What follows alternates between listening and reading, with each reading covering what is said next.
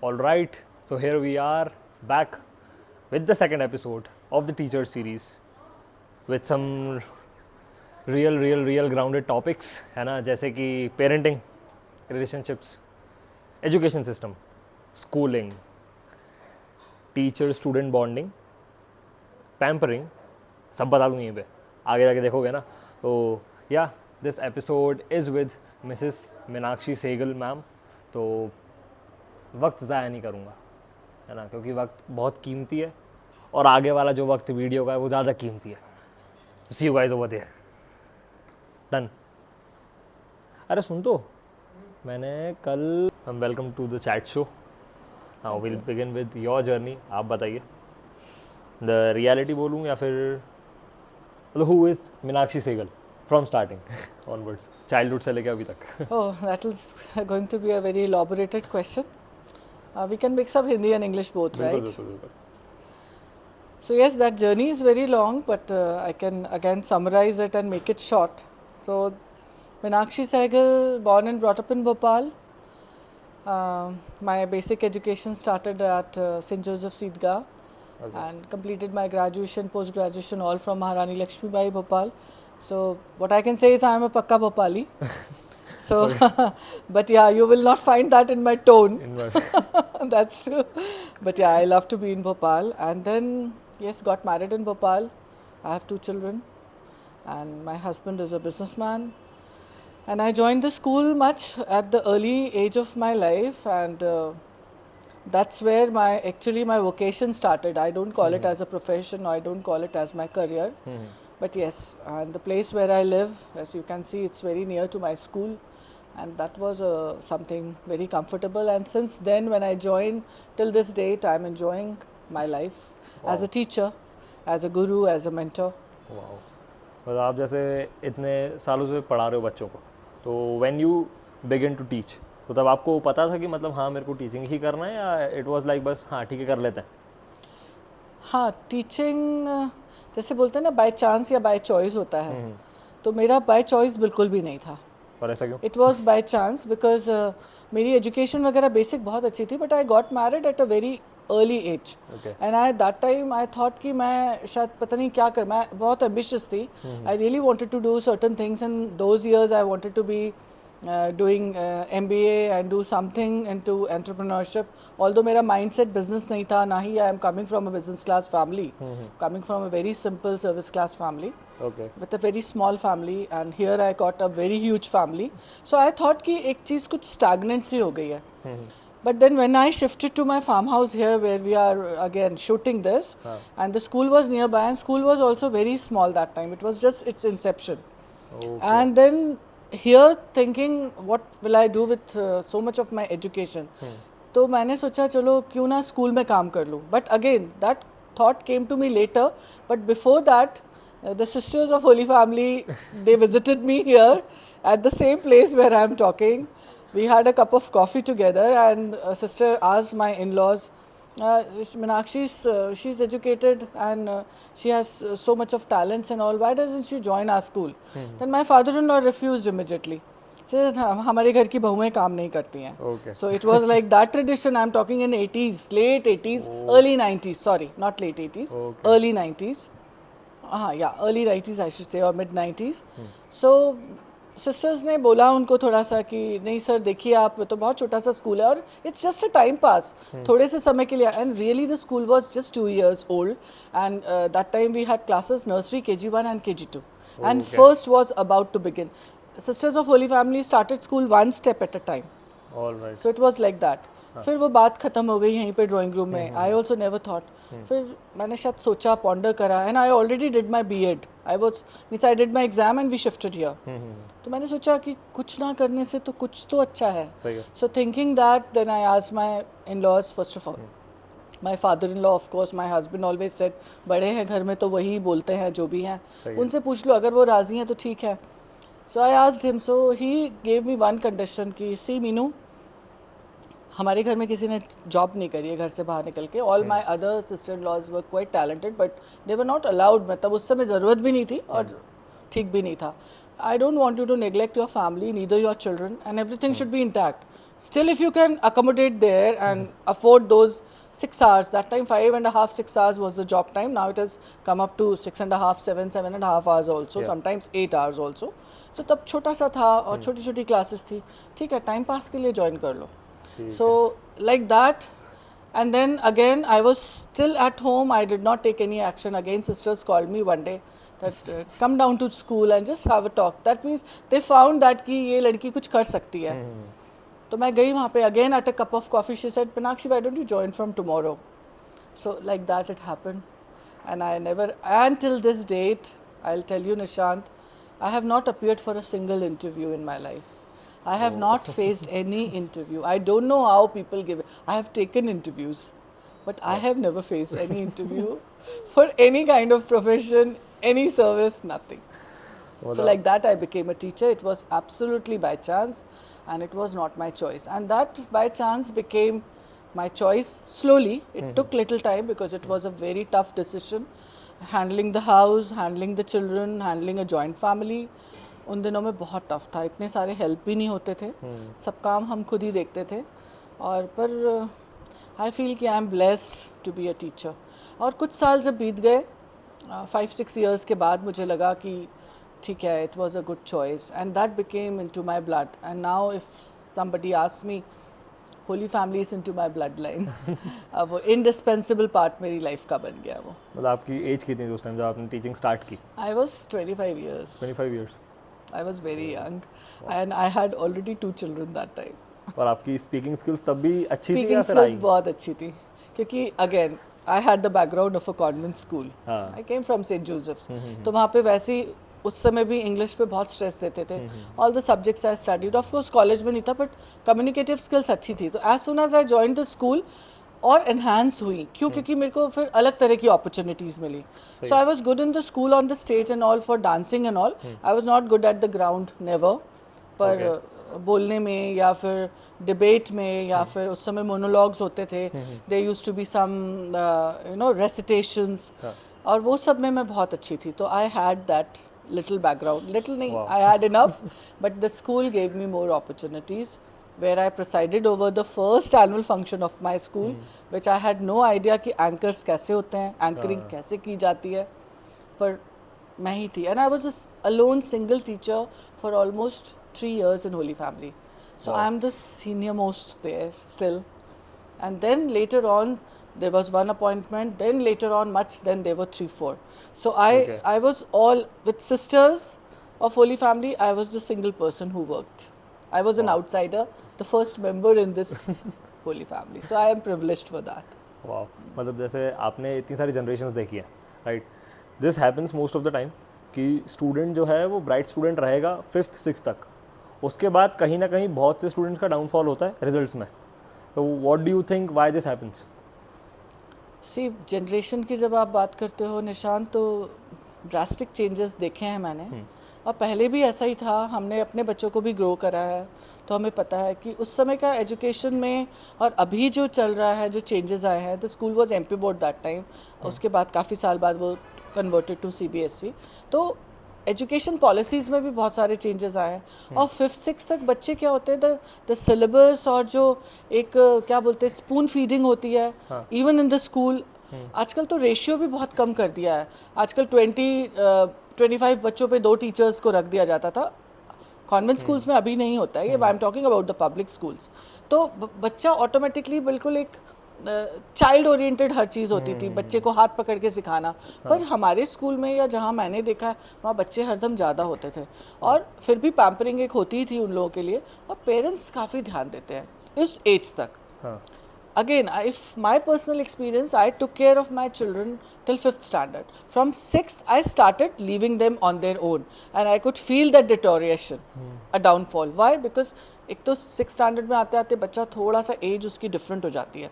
थोड़ा ज़्यादा मनमौजी हो जाता है, मस्ती वाले हो जाते हैं. सही बात है. तो उनको उस समय वैल्यू नहीं समझ में आती. बट मैंने देखा है अगर पेरेंट्स थोड़े से टाइट रहते हैं और स्कूल में टीचर्स रहती हैं तो देन दे सेल थ्रू। तो ऐसा नहीं है, मेरे बच्चों का भी 6-7 में परसेंटेज बहुत डाउन आया, जो 90, 95, 96, छोटे बच्चों का तो 95, 96 ऐसे ही आ जाते थे, 100 on 100 आ जाते थे। Exactly. तो इतनी सी भी मिस्टेक क्यों हुई, तो मैं एज अ टीचर पकड़ लेती थी, एज अ स्कूल में टीचर्स पकड़ लेते थे, भाई ये बच्चे इंटेलिजेंट हैं। तो वो फ़र्क है। अभी क्या है, अगर आप जनरेशन बोलेंगे तो फिर अभी बहुत चेंजेस आ गए निशान। मतलब I can keep on speaking about that gap, what I have scene, the deterioration. पहले पेरेंट्स भी थोड़ा सा ज़्यादा कॉन्शियस रहते थे, अभी पेरेंट्स हेल्पलेस है। That's the one word which I can use, helpless. जानना चाहूँगा मेजर चेंजेस क्या हैं और हेल्पलेस क्यों हो रहे हैं, क्योंकि बहुत ज़्यादा ड्रास्टिक चेंज आया बहुत ड्रास्टिक चेंज आया, बहुत साल तक ठीक था और बच्चे आपस में ही देख पा रहे हैं, बच्चे आपस में बोल पा रहे हैं कि when we were in 4th and 5th we were not like this. But अभी भी स्कूल में मैं तो I am still teaching and I am still there in the profession, I could see that change. तो major changes इसलिए आए हैं, parents both have started working mostly. पहले थोड़ा सा फीमेल्स जो होती थी होम मेकर्स होती थी और घर में रहते थे, मम्मी ज़्यादा ध्यान रखते थे। अभी दोनों प्रोफेशनल्स हैं, एक वो कारण हो सकता है। एक हो गया है internet, mobile phones, social media. Mobile phones जब से आए हैं बहुत ज़्यादा चेंजेस तब शुरू हुए हैं। पहले मोबाइल फ़ोन सिर्फ पेरेंट्स के हाथ तक सीमित थे, धीरे धीरे बच्चों ने लेने शुरू कर दिया। बच्चों को तब मिलते थे जब वो बोलते थे जब हम कॉलेज में आते हैं तो हमको एक छोटा सा फ़ोन मिलता था। तो नाउ तो scenario has change and again when this Covid came और ड्रास्टिक चेंजेस आ गए।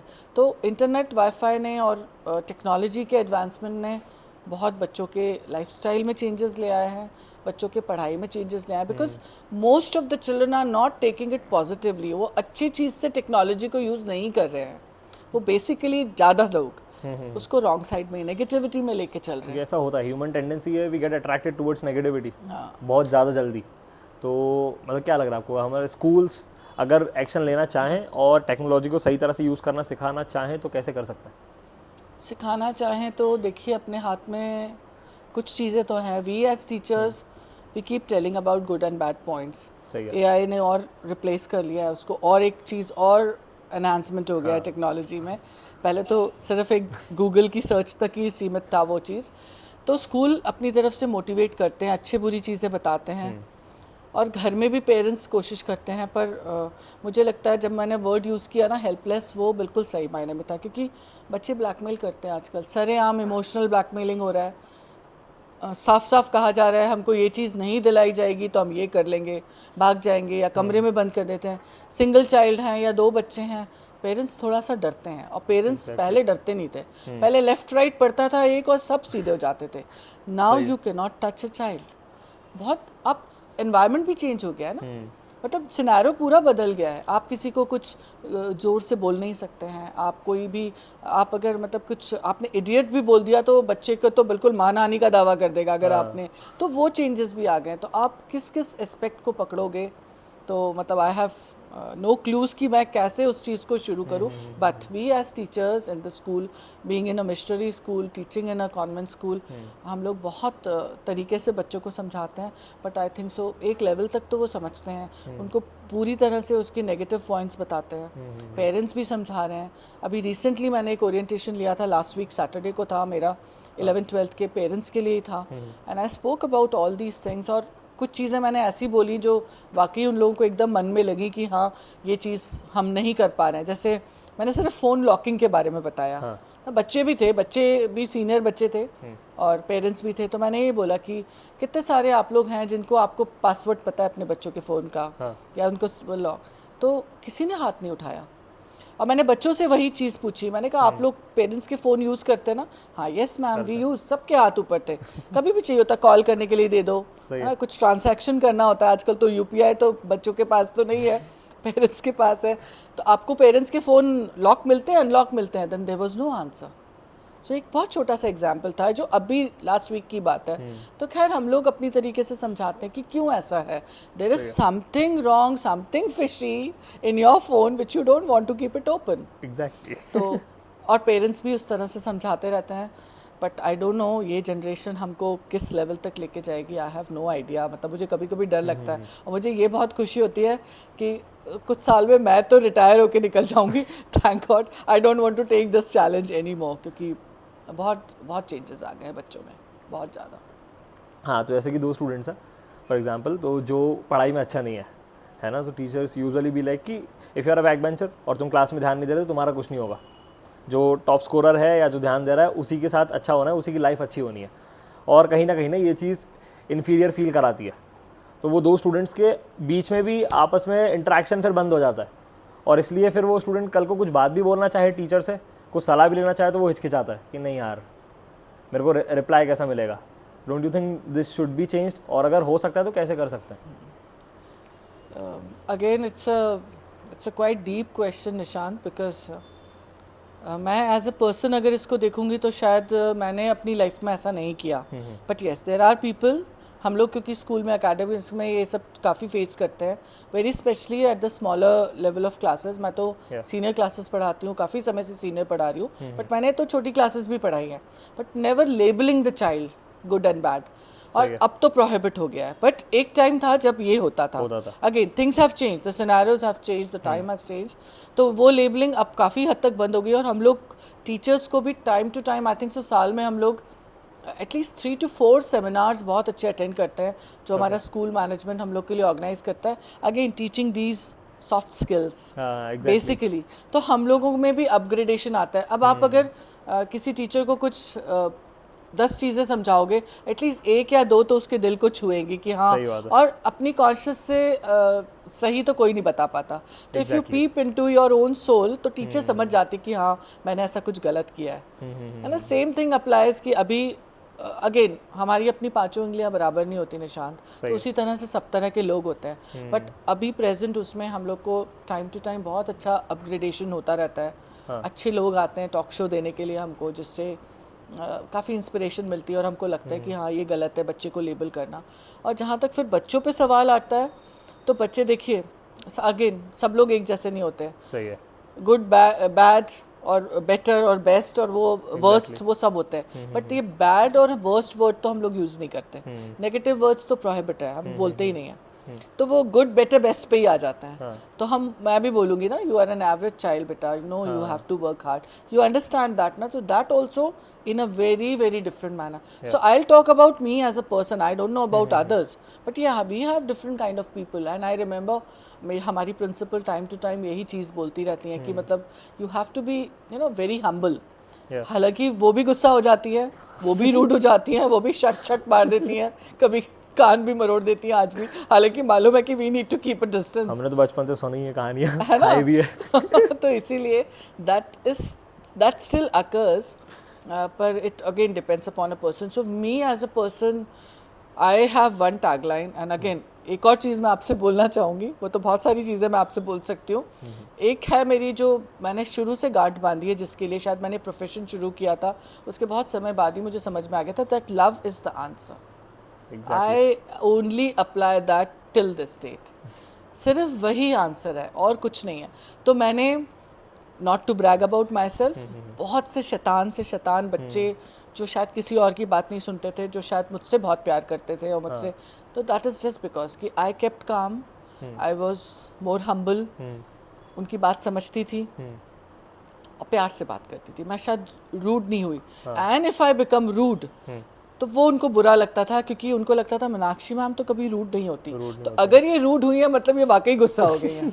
तो that's the way policy I follow. और टीचर्स को हम लोग अब तो टीचर्स के उस पर टेंडेंसीज में बहुत चेंज आ गया, but still there are people, there are teachers who do that, who categorize the students और क्लासरूम में बोलते हैं अच्छे बच्चों को जैसे आगे बिठा लिया, जिनका कंसंट्रेशन है, जो थोड़े, और जो बैक बेंचर्स हैं वो तो हरदम शैतानियाँ करते हैं, और उनको आगे इसलिए नहीं बिठाते क्योंकि आगे शैतानी करेंगे या कंसंट्रेशन नहीं देंगे, तो जो अच्छे बच्चे हैं वो बिल्कुल भी ध्यान नहीं देंगे। पर अभी ऐसा नहीं है, the trend has change. Now we mix up the class in such a manner. एक तो जो पार्टनर्स बनाते हैं अब हम लोग टीचर्स, वो ऐसे बनाते हैं, we have started that you know the buddy group. Buddy group कैसे, द पर्सन, अब बडी तो फ्रेंड्स बोलते हैं, क्लोज फ्रेंड्स, पर हम लड़कियां साथ बैठती हैं, बॉयज़ साथ में बैठते हैं, तो हम एक कोई थोड़ा सा स्मार्ट बच्चा बिठाते हैं और एक थोड़ा एवरेज बिठा देते हैं, without letting them know this is my class arrangement and you have to follow. और एक पोस्टर लगा देते हैं, ये सीटिंग प्लान चेंज नहीं होगा। तो children have a tendency of changing the seats, right? exactly. तो अब टीचर की ड्यूटी है कि वो स्ट्रिक्ट करे, तो उनको ये नहीं रियलाइज करते हैं मैम हम उसके साथ बैठ जाएं, उठ के वो फ्रेंड के साथ ही जाएगा बैठने या जाएगी, बहुत किया ये। पर सभी करते हैं, again it's a common tendency, but हम लोग बिठाते उस तरह से हैं उनको कि, और आई मेक इट श्योर कि लाइक कम्युनिकेटिव इंग्लिश भी है, तो आई मेक इट श्योर कि भाई you just check your partner, आप दोनों एक दूसरे को चेक करो, and finally you will have that English speaking environment in the class. Exactly, yeah. Principals और सब लोग बोलते हैं ना you have to speak in English, आप लोग के टाइम में भी शायद होता था, rule of language, speak in English, आप कितना मर्जी बोल लो, स्टूडेंट्स विल नॉट स्पीक। कई बार मैंने तो कल भी बोला था, आप लोग क्या शासकीय माध्यमिक कक्षा के छात्र हैं, ऐसे करके बोला था। मैम क्या बोला आपने? मैंने कहा क्यों, तुम्हें शुद्ध हिंदी समझ में नहीं आती? बिकॉज सब तो हिंदी में बात कर रहे हो आप लोग, मतलब कभी उनको टॉन्ट ऐसा देना हो तो you are studying in a convent school, try to speak in English. Once you step out from the school then you realise what you have lost here. तो उस तरह से फिर हम बडीज़ को बिठाते हैं, थोड़ा सा लगता है कि हाँ ये ठीक कर सकती है, तो like that I try to change that scenario, और उस तरह से दूसरों को भी इंस्पायर करते हैं। छोटे बच्चों को स्पेशली बहुत ज़्यादा करना पड़ता है, सही है। चाहे वो मैं टीनेजर्स को डील करती हूँ, पर छोटे बच्चों के लिए भी आजकल हमने ये बडीज़ वाला कंसेप्ट लिया है कि ग्रुप स्टडीज़, क्लास में आप एक दो को बिठाओ, उनको बोलो अच्छा, उनको मोटिवेट इस तरह से करो कि एवरेज बच्चों को ऐसा फील ही ना हो कि हमें कहीं डिस्क्रिमिनेशन हो रहा है। सही है। We try to have remedial classes, ठीक है ना? When we call this remedial, तो बच्चों को लगता है अरे हम तो बहुत पुअर है पढ़ाई में, इसलिए रेमेडियल क्लास हो रही है। सही है, वही लगता है। No, what you have learn we want to give you more enhancement to that, you can do much better.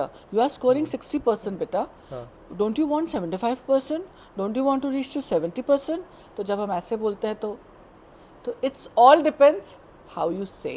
Exactly, क्योंकि बहुत से स्कूल्स में ऐसा होता है, जब रेमेडियल क्लास सुन ली कि किसी पेरेंट ने सुन ली कि हमारे बच्चे की रेमेडियल क्लास है, वो घबरा जाते हैं कि इसके मार्क्स कम है, ये पढ़ नहीं रहा है, ये क्या कर रहा है, फिर उस पर और प्रेशर, यहाँ से और प्रेशर, वो प्रेशर के चक्कर में जितना और हो सकता है वो हो नहीं पाता। स्टे बैक्स हो जाते हैं कई बार कि बच्चे को स्टे बैक करके पढ़ा रहे हैं, तो वो वहाँ पे समझने लगते हैं। But I know that like how to motivate them and how to just change the trend, और उनको ये रियलाइज़ कराना कि बेटे whatever we are doing it for your betterment, for your good results. Exactly. जैसे convent school में you said कि English सीखना is important, but don't you think कि हिंदी लैंग्वेज भी पीछे छूटती जा रही है? क्योंकि बच्चे ना प्रॉपर हिंदी बोल रहे हैं ना प्रॉपर इंग्लिश बोल रहे हैं, वो इंग्लिश चल रहा है। तो how can we promote both the languages? क्योंकि हिंदी बहुत ज़्यादा पीछे छूट गई है और इंग्लिश इंग्लिश इंग्लिश इंग्लिश हो रहा है। क्योंकि मैंने कल भी पॉडकास्ट किया था, तो सर ऑल्सो टोल्ड कि जॉब्स में जब बोलो प्रायोरिटी मिलने लगेगी ना किसी लैंग्वेज को, तो खुद ही खुद लोग सीखेंगे। अभी इंग्लिश को मिल रही है तो इंग्लिश सीख रहे हैं, हिंदी छोड़ दे रहे हैं, तो इंग्लिश भी अच्छे से सीख भी नहीं पा रहे वो, जस्ट कि बस निकल जाए हमारा, उसके बाद फिर जो होगा देख लेंगे।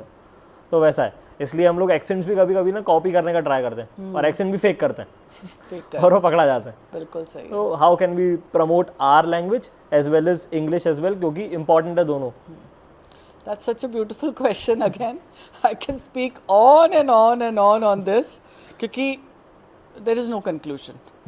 First thing what I'd like to say is English is a global language. Yeah, You cannot avoid English. exactly. And since the time I am learning, I was in the school, this is what my teacher I remember, तब तो इतना globalisation था भी नहीं। जब हम लोग 80s में पढ़ के निकले तब इतना नहीं था, बट वी रिमेंबर कि English was important, right? So again, not to boast about myself, my Hindi and English both were very good in my school time. My Hindi teachers were surprised, क्योंकि again वो एक उस समय तो convent education मतलब एक लंबी नाक माना जाता Exactly, था। हाँ। अब तो कॉमन हो गया है, पर उस समय कुछ बच्चे जो छोटे छोटे कहीं नुक एंड कॉर्नर्स में पढ़ते थे, and those who used to go to convent schools, एक उनकी नाक एक अलग ही लंबी होती थी कि भाई हम तो इंग्लिश ही बोलेंगे। And really each and every girl from my school, since it was only girls school, still it is only girls school, तो सबको रहता था कि हाँ रियली हाँ इंग्लिश इज़ गुड, और होती भी थी। तो वो उस समय इंपॉर्टेंस नहीं समझ में आई। पर now what is the trend has change, it has become global language.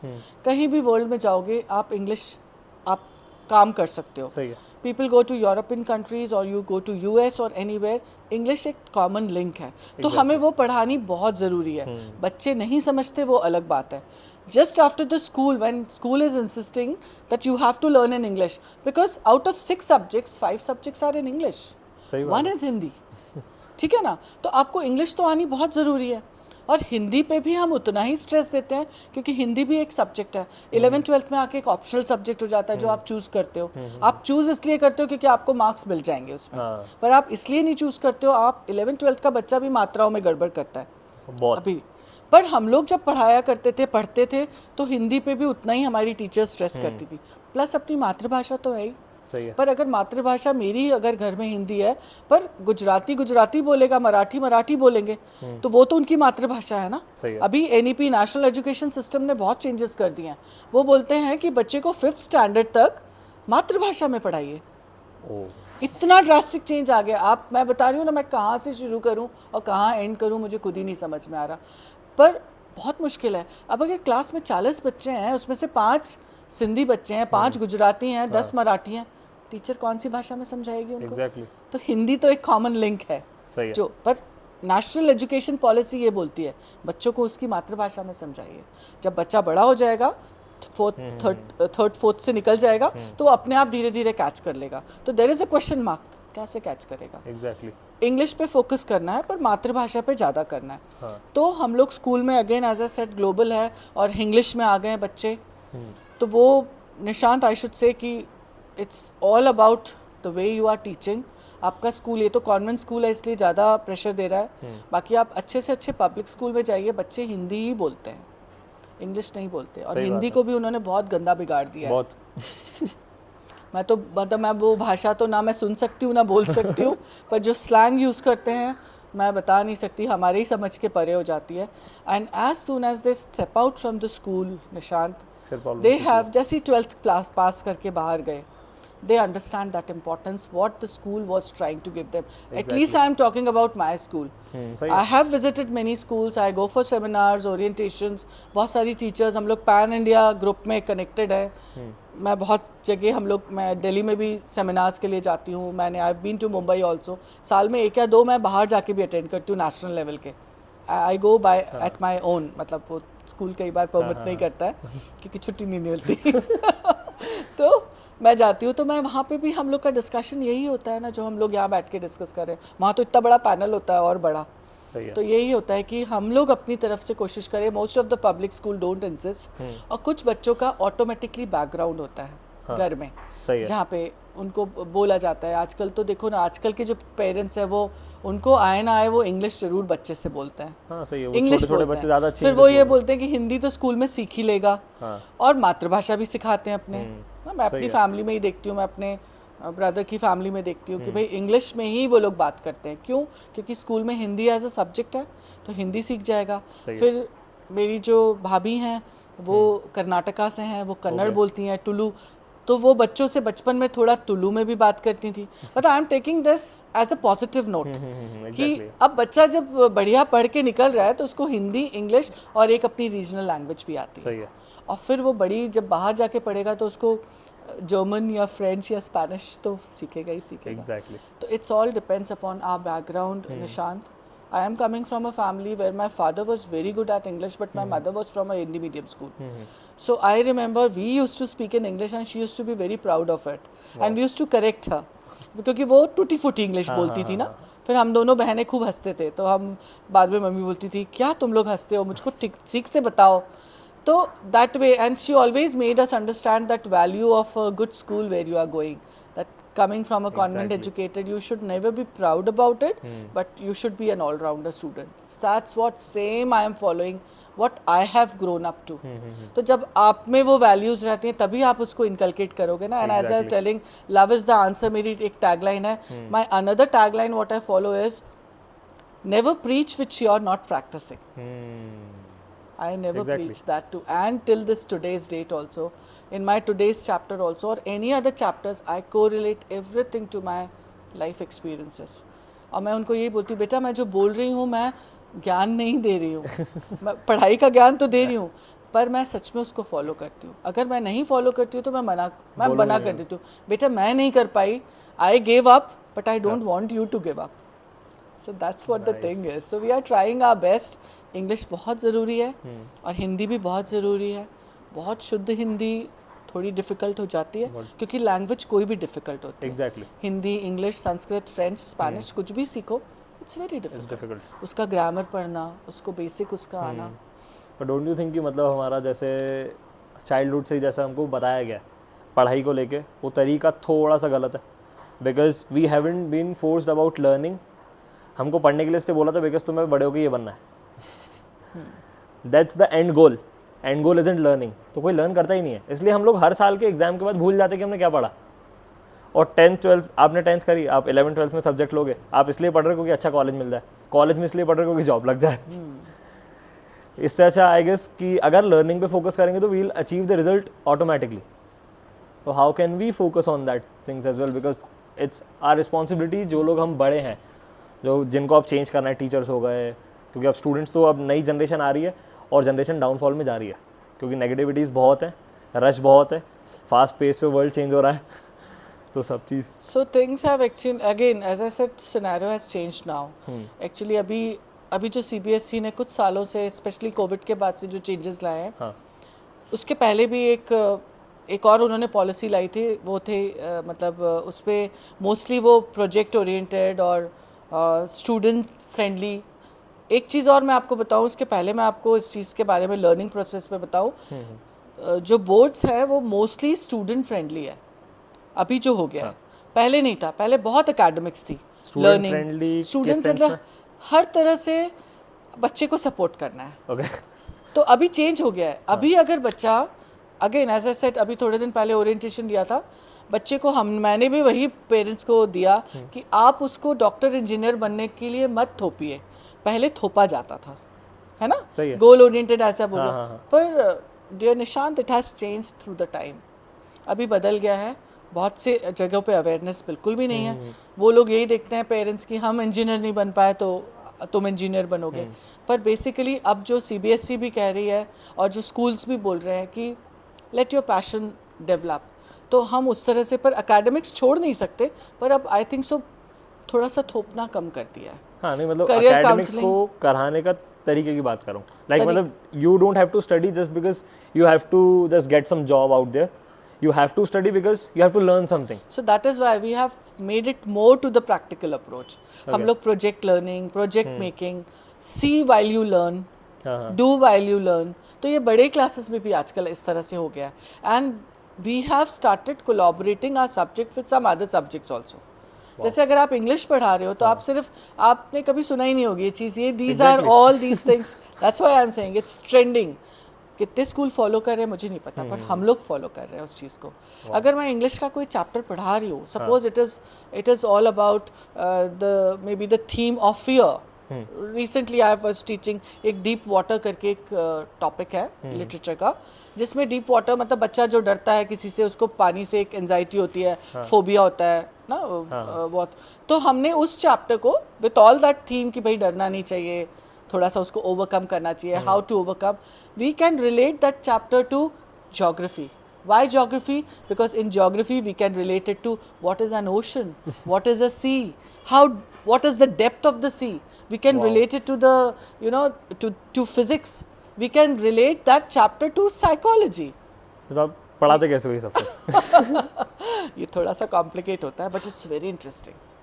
हम उस इंग्लिश के चैप्टर को मैंने 3 और चैप्टर से रिलेट कर दिया. वाओ. तो वो उसके बढ़ गए ना, विजन बढ़ गया ना बच्चे का. तो हम लर्निंग फिर उस तरह से सिखाते हैं. तो बच्चा सिर्फ बोलेगा अरे इंग्लिश में तो मैम ने आज स्टोरी सुना दी, उसका moral of the story is this. No, वही याद करो. नहीं, बिल्कुल नहीं. मैम ने तो ये भी बताया इस चैप्टर में कि इसमें उस बच्चे की जो पानी से डरता था उसकी साइकोलॉजी कैसी थी, उसकी मेंटालिटी कैसी थी, उसको फोबिया हुआ तो क्यों हुआ, and how he was able to overcome that phobia. It's all psychology. Wow. So I related that English chapter to all these 2-3 things. So that's what we are doing in most of the schools, because Central Board of Secondary Educations and this National Education Policy has given up that opening. उन्होंने हमको इतना training दे रहे हैं. आए दिन हम लोग online भी बहुत चीज़ें अटेंड कर रहे हैं. कुछ चीज़ें हमारे सर के ऊपर से भी चली जाती हैं as teachers also. Exactly. But इतने साल में आई थिंक सो मुझे उस चीज़ की ग्रिप हो गई है कि how to make that interesting, how to make that learning. और बच्चा एक चीज़ और आज की तारीख में, पहले भी वही करता था, उसको जो टीचर पसंद थी उसका सब्जेक्ट पढ़ता था वो. जो टीचर पसंद थी। अब भाई टीचर ज़रूरी नहीं है टीचर स्ट्रिक्ट भी होएगी तो उसको पसंद नहीं है, तो ऐसा नहीं है। Now it's other way also, teacher पसंद है इसलिए सब्जेक्ट पढ़ता है, पर उसको सब्जेक्ट पे इंटरेस्ट है, प्लस वो टीचर ने उसको किस तरह से मॉडिफाई किया तो भी उसको वो सब्जेक्ट पसंद आने लगा।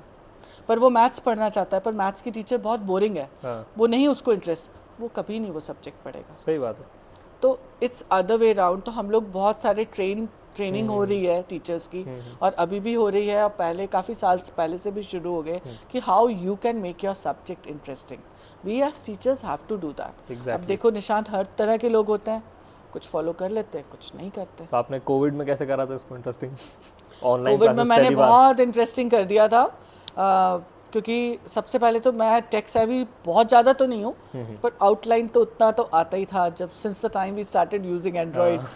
तो शुरू में मुझे भी याद है कि जब पहला फ़ोन मेरे हाथ में आया था तो मैं बच्चों से छोटी छोटी चीज़ें पूछती थी, मतलब डर लगता था। सही है। बट मैं थोड़ा सा, शायद वो मेरी हैबिट में है कि I want to learn things faster, now also I still learn things. मुझे बहुत मज़ा आता है, तो मैंने उसको बहुत जल्दी किया, बहुत जल्दी कैच किया। तो आई was not pro I should से, पर मेरे को बहुत, जैसे मुझे पावर पॉइंट प्रेजेंटेशंस बनाने नहीं आते थे। कोविड टाइम में जब हम ऑनलाइन पढ़ा रहे थे तो वो ज़रूरत थी, पर मुझे डिफ़िकल्टी बिल्कुल नहीं आई, क्योंकि मोबाइल से मैंने शुरू करी। बट और मेरा लैपटॉप ऐसे ही रखा रहता था, क्योंकि मुझे ज़रूरत ही नहीं पड़ती थी उसकी।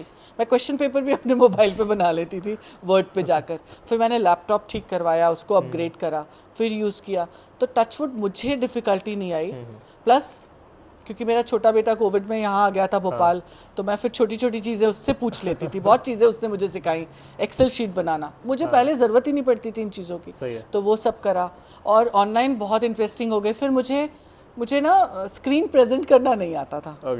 मैं कैमरा ऑन किया है, मैं बात कर रही हूँ, मैंने अपना ईयर प्लग्स लगाए, मेरी वॉइस क्लियर थी, सामने वाले का कैमरा देख लिया, मोटा मोटा सब आता था ना। मुझको लग रहा था कि मैं सिर्फ, बच्चे अपने कैमरा बंद कर लेते थे, मुझे नहीं पता वो बच्चा सो के है या वो टॉयलेट में बैठा है या वो रजाई में बैठा है, क्या कर रहा है, पर सुन रहा है मेरी बात। तो मैंने कहा उसको चैप्टर को कैसे इंटरेस्टिंग बनाऊं। तो फिर मैंने प्रेजेंटेशन सीखी, फिर बेटे से पूछा कि अगर मैं यूट्यूब खोलूँगी मैं कैसे उसको डाउनलोड करूँ, मैं कैसे उसको प्रेजेंट करूँ। So I learn a lot and I then, फिर मेरे को यूट्यूब से ही समझ में आया कि मैं इसको प्रेजेंटेशन को अच्छा कर सकती हूँ। तब उसके पहले तक यूट्यूब मेरे लिए एक सिर्फ गाना सुनने का माध्यम था, या कोई पुरानी पिक्चर, और वो भी कभी देख लिया। मेरे पास स्मार्ट टीवी भी नहीं था उस टाइम पे, फायर स्टिक भी नहीं थी, कोविड क्योंकि टाइम नहीं था इतना ज़्यादा मेरे पास करने का। फिर मैंने अपने टीवी को भी स्मार्ट करा, फिर मैंने यूट्यूब का प्रीमियम भी ले लिया जिसमें बीच में एड्स नहीं आए, and like that I started. और लिटरेचर का बहुत कुछ होता था। दैट्स द रिंग, घर की बेल बची है। हाँ। तो उस तरह से मैंने अपने आप को अपडेट किया। फिर मैंने जब YouTube सर्च करना शुरू किया तो उसमें हर चैप्टर से रिलेटेड बहुत अच्छी अच्छी चीज़ें दी हुई थी। कोई ना कोई टीचर या मेंटर उसको पढ़ा रहा था, और उसमें एनिमेशंस थे। मतलब I am talking about 11th and 12th, because past many years I am teaching 11th and 12th। तो मैं वो फिर एनिमेशन डाउनलोड करती थी and I used to present it to the children, और बच्चे बड़े मज़े में देखते थे उसको। Then I used to ask questions, तो वो अलाइव रहते थे दूसरी तरफ कम से कम। तो कभी आपको ऐसा कुछ हुआ किसी ने शरारत करी हो? मेरे साथ प्रैंक नहीं करा किसी ने नहीं करा प्रैंक। बीच में बोलते बहुत थे माइक ऑन करके, तो फिर वो फाइनली वो भी समझ में आ गया था कि सबका माइक ऑफ, जब तक मैं बोल रही हूँ तब तक कोई नहीं बोलेगा। Then when I used to switch on for everybody कि now you can ask question one at a time, and I used to, मुझे लिस्ट दिखती थी तो I used to call out by names, okay you so and so answer, you so and so answer. So why do you think like कि students love you and respect you this much? कि मतलब आप ही, मेरे को लग रहा है कि पहले टीचर हो जो मेरे को बोल रहे हो कि मेरे साथ प्रैंक नहीं हुआ है, होंगे बहुत, बट हमारे टाइम पे भी हमने देखा था, हमने भी ऑनलाइन क्लासेस करी, बहुत से स्टूडेंट्स ने बहुत परेशान करा, एक भी टीचर को नहीं छोड़ा। तो व्हाई दिस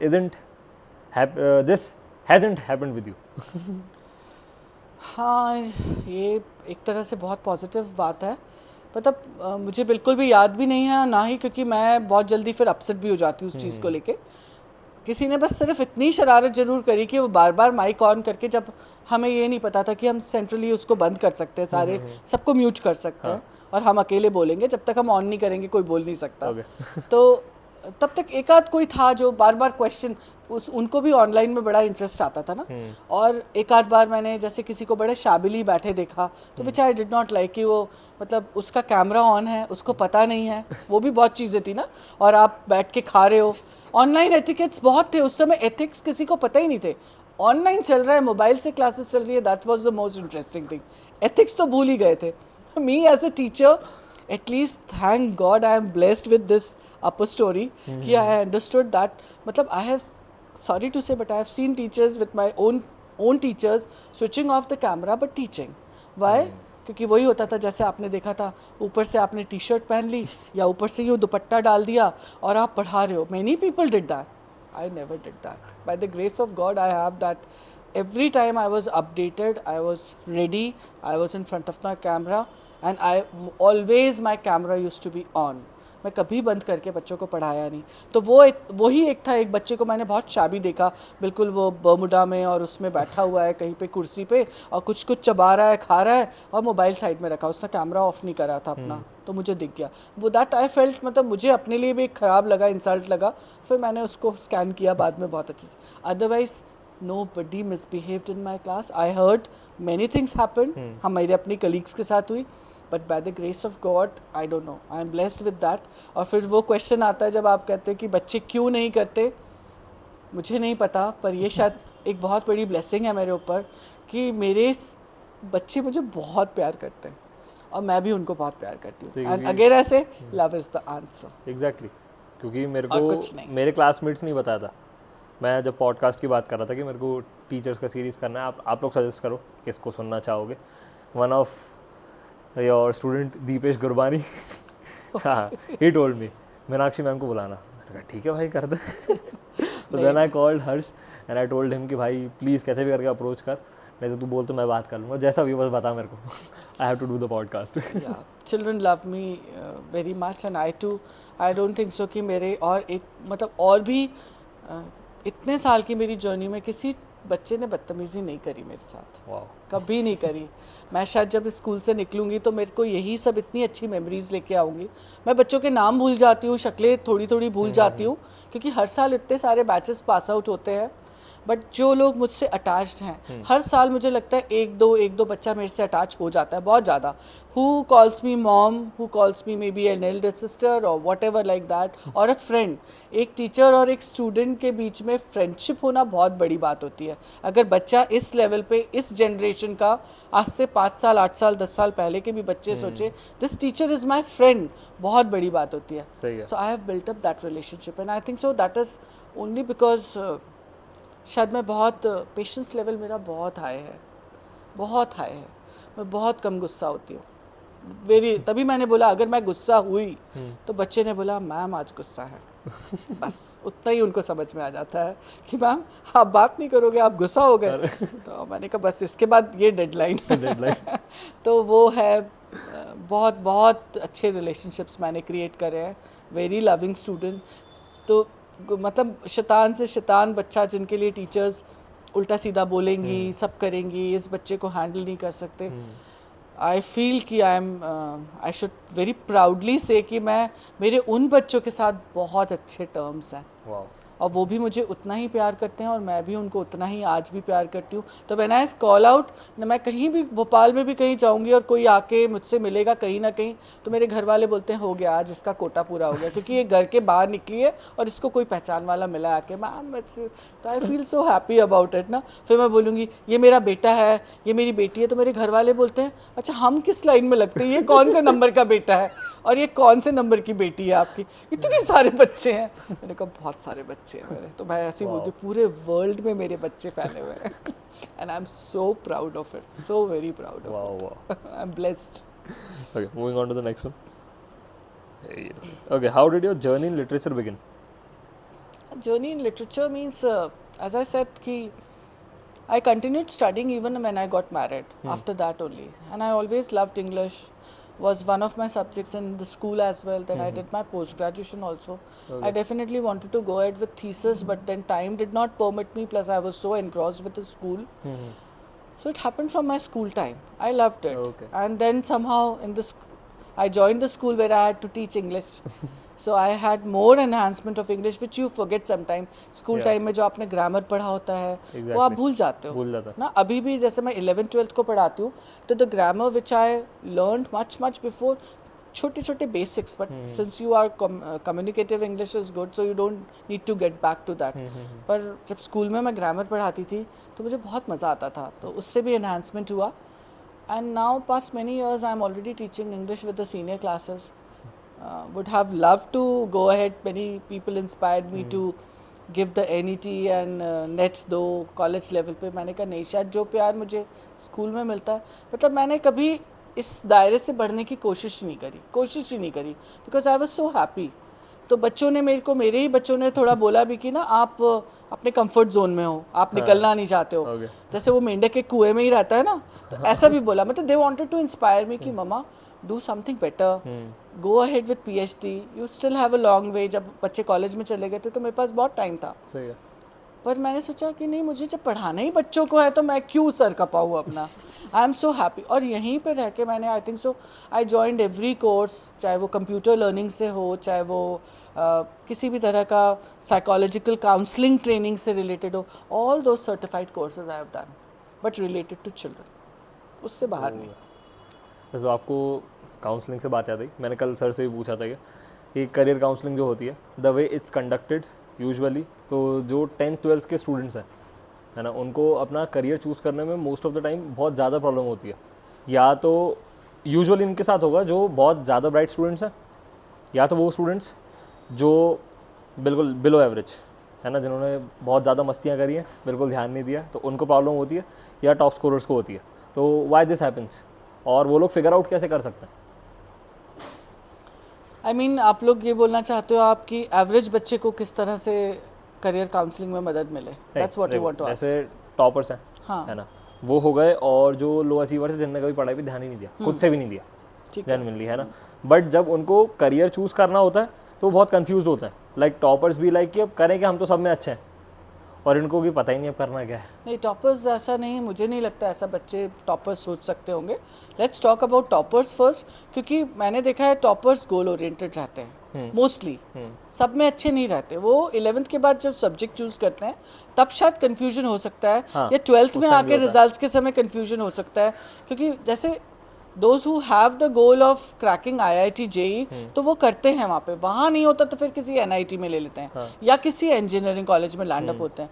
पर वो बीच वाले जो एवरेज वाले बच्चे होते हैं, जिनको those who don't land up anywhere, उनके लिए प्रॉब्लम होती है. Okay. फिर वो लोग कई बार तो ऊपर वाले के भरोसे होते हैं, इसने ये कह दिया, उससे वो जरूर इधर से उधर डोलते रहते हैं. एवरेज बच्चों को सबसे ज़्यादा प्रॉब्लम होती है. ऑल दोज पीपल, दो जो मिडिल वाले लोग होते हैं ना, उनको मुश्किल होती है. और जो बिलो एवरेज हैं, उनके पास तो कोई गोल सेटिंग है ही नहीं. उनको ये मालूम है कि हमको पापा का बिजनेस देखना है. मैं तो हर साल बच्चों से रिलेट करती हूँ ना. उनको अगर मैं बोलूँगी मैम 60% आ जाए, 50%, साफ बोलते हैं आजकल. पहले तो बच्चे हिचकिचाते थे बोलने में, अब नहीं. दुकान पे ही तो बैठना है, तो मैम क्या करूँगा मैं पढ़ के? पापा ने तो बोल दिया है जितना पढ़ना है. तो कॉलेज नहीं पढ़ोगे? जाऊँगा ना कॉलेज, तो वो तो प्राइवेट कॉलेज में एडमिशन ले लूँगा, पर बैठना तो मुझे दुकान पे ही है. तो मैंने कहा बेटा, दुकान पे बैठने के लिए भी तो दिमाग चाहिए. Exactly. उसको बढ़ाने के लिए भी तुम पढ़ाई करोगे तो एजुकेशन तो कहीं पीछे नहीं छूटेगी. उसको करो. मैम क्यों करनी इतनी मेहनत? मतलब उनके आंसर्स ऐसे होते हैं, और मैक्सिमम लोग के ऐसे होते हैं. और ज़्यादातर, या फिर वो जो बिलो एवरेज बच्चे होते हैं, वो लोग ये होते हैं, या तो वो लोग किसी स्पोर्ट्स फील्ड में, या किसी आर्ट्स में, या किसी और स्किल में अच्छे होते हैं. तो वो बोलते हैं कि मैम हमको पढ़ाई से ज़्यादा नहीं है, मेरा ये प्रोफेशन है, मैं इसमें आगे बढ़ना चाहता हूँ. चाहे वो फोटोग्राफी हो या कुछ हो.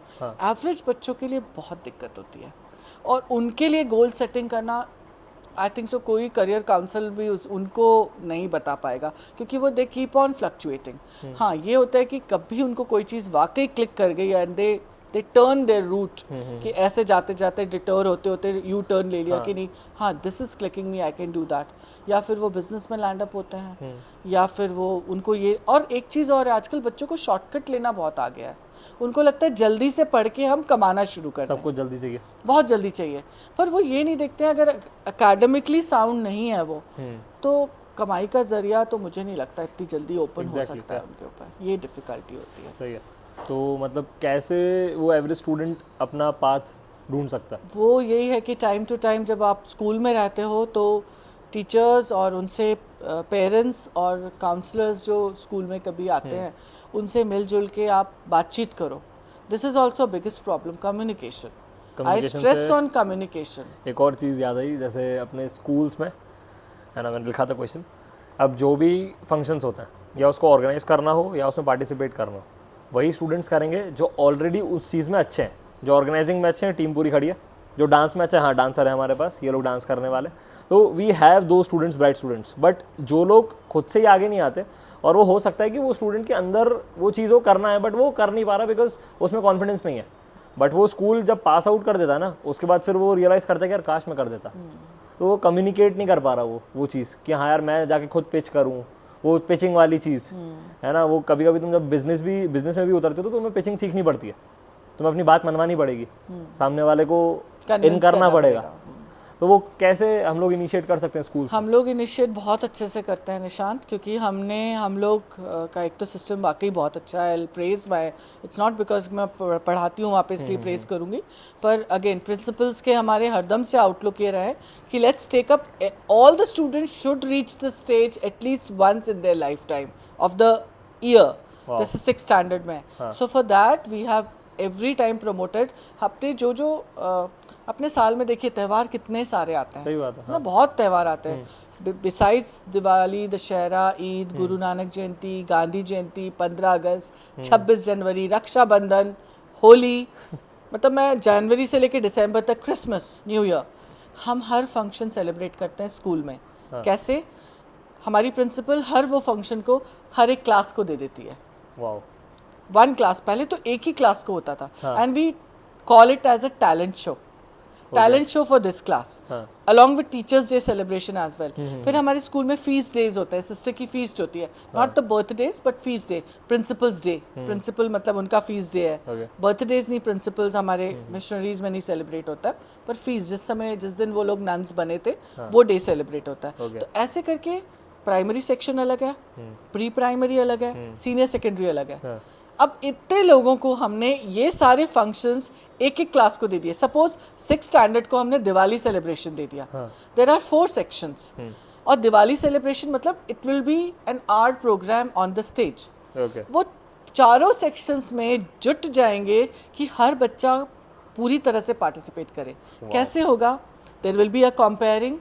2, 3, 4, 5 ऐसे जोड़े बना देंगे जो थोड़ा सा बेटर बोल पाते हैं, जो थोड़ा सा कम बोल पाता है. You give a speech on Diwali, short speech 1 minute. फिर डांस के प्रोग्राम. बॉयज़ आपको 2 ग्रुप्स हैं और इतना एंथुजियाज्म निशान दिखता है इस चीज़ में. There will be like we want to curtail that programme. भैया शॉर्ट कर दो, क्या कर रहे हो, 2 घंटे चलेगा इतना. And then we make it sure, we means we teachers make it sure that each and every child participate there. Wow. So एक बार उसको, तो हमारे स्कूल में ऐसा बिल्कुल नहीं है, पर जो आप कह रहे हो वो बिल्कुल ठीक है. एकदम से जैसे कोई प्रोग्राम आ गया, कोई बाहर से गेस्ट आ गए, कोई बाहर से सुपीरियर सिस्टर्स आ गई, and we want to present, तो नेचुरली हमें बोला है 10th क्लास इस बच्चों को लेना, बड़े बच्चों को डिस्टर्ब नहीं करना. सो 10th में जो बेस्ट डांसर्स होंगे वो निकल के आ जाएंगे. बट हमारे स्कूल में एटलीस्ट ये ट्रेंड बिल्कुल भी नहीं है. और जो शांत बच्चा है उसको तो हम लोग बहुत पुश करते हैं कि हम उसको एक लाइन बोलने के लिए दे दें, पर बेटे go on the stage. Another thing, morning assembly is given to each class, 1 हफ्ते के लिए. उस 1 हफ्ते में मेरे पास अगर 40 बच्चे हैं, 40 के 40 एक बार स्टेज पे ज़रूर जाएंगे. Wow. So we give them that chance. तो कोई बच्चा नहीं, जो बच्चा हेजिटेट कर, अब मुझे तो मालूम है मेरी क्लास के बच्चा किसको हेजिटेशन है. बेटे कुछ मत बोलो, थॉट फॉर द डे तो बोल सकते हो ना. I will write, ma'am I will not search, I will write and give it to you, at least read it. Okay ma'am. तो वो जाके रीड करता है ना. I have seen children shivering, मतलब स्टेज पे दूर खड़े हैं पर पूरा स्कूल देख रहा है. तो वो बच्चे का स्टेज फियर वहाँ से एटलीस्ट, बाद में मुझे लगता है कि कैसे उसका हाथ कपकपा रहा था बोलने में, बट उसने बोला, और उसके बाद वो इतना खुश हुआ या हुई जो भी है कि ma'am thank you, you gave us the chance. So this is not with me, this is with everybody. So we make it sure that everybody takes it happens. क्योंकि मेरे साथ भी हुआ था, मैं 5th में था यहाँ पे, मैंने जब पहली बार थॉट ऑफ द डे बोला था, मैं इतना खुश हुआ था, मैंने कहा वाह यार बोल दिया स्टेज पे. आपने उसको अपने से रिलेट कर लिया, तो आप उसी से सोचिए कि इस प्रोसेस हरदम से चला आ रहा है. तो we have plenty of things. आज हमारे स्कूल में इन्वेस्टिचर सेरेमनी थी, कैबिनेट फॉर्मेशन की बहुत बड़ी सेरेमनी है। It was given to 2 of the 10th classes, क्योंकि 10th क्लास के 4 सेक्शंस हैं, 2 को कुछ और फंक्शन दिया था। अब 4 को दे दो तो बच्चे ज़्यादा हो जाते हैं, तो फिर इनजस्टिस वहाँ होने लगती है कि we'll select the best ones. तो सिस्टर ने उसको भी स्प्लिट कर दिया। You see the management, 2 classes कुछ और देंगे क्योंकि they are senior classes, 10th 9th 10th 11th 12th के बच्चे अच्छे बड़े हो जाते हैं, ठीक है, तो उनको अच्छे प्रोग्राम्स हम डिग्निफाइड वाले देते हैं। क्यों? क्योंकि बाहर से गेस्ट आते हैं। आज चीफ गेस्ट कोई डिप्टी कमांडेंट थे हमारे, तो उनके सामने हमें अपने को प्रेजेंट करना है।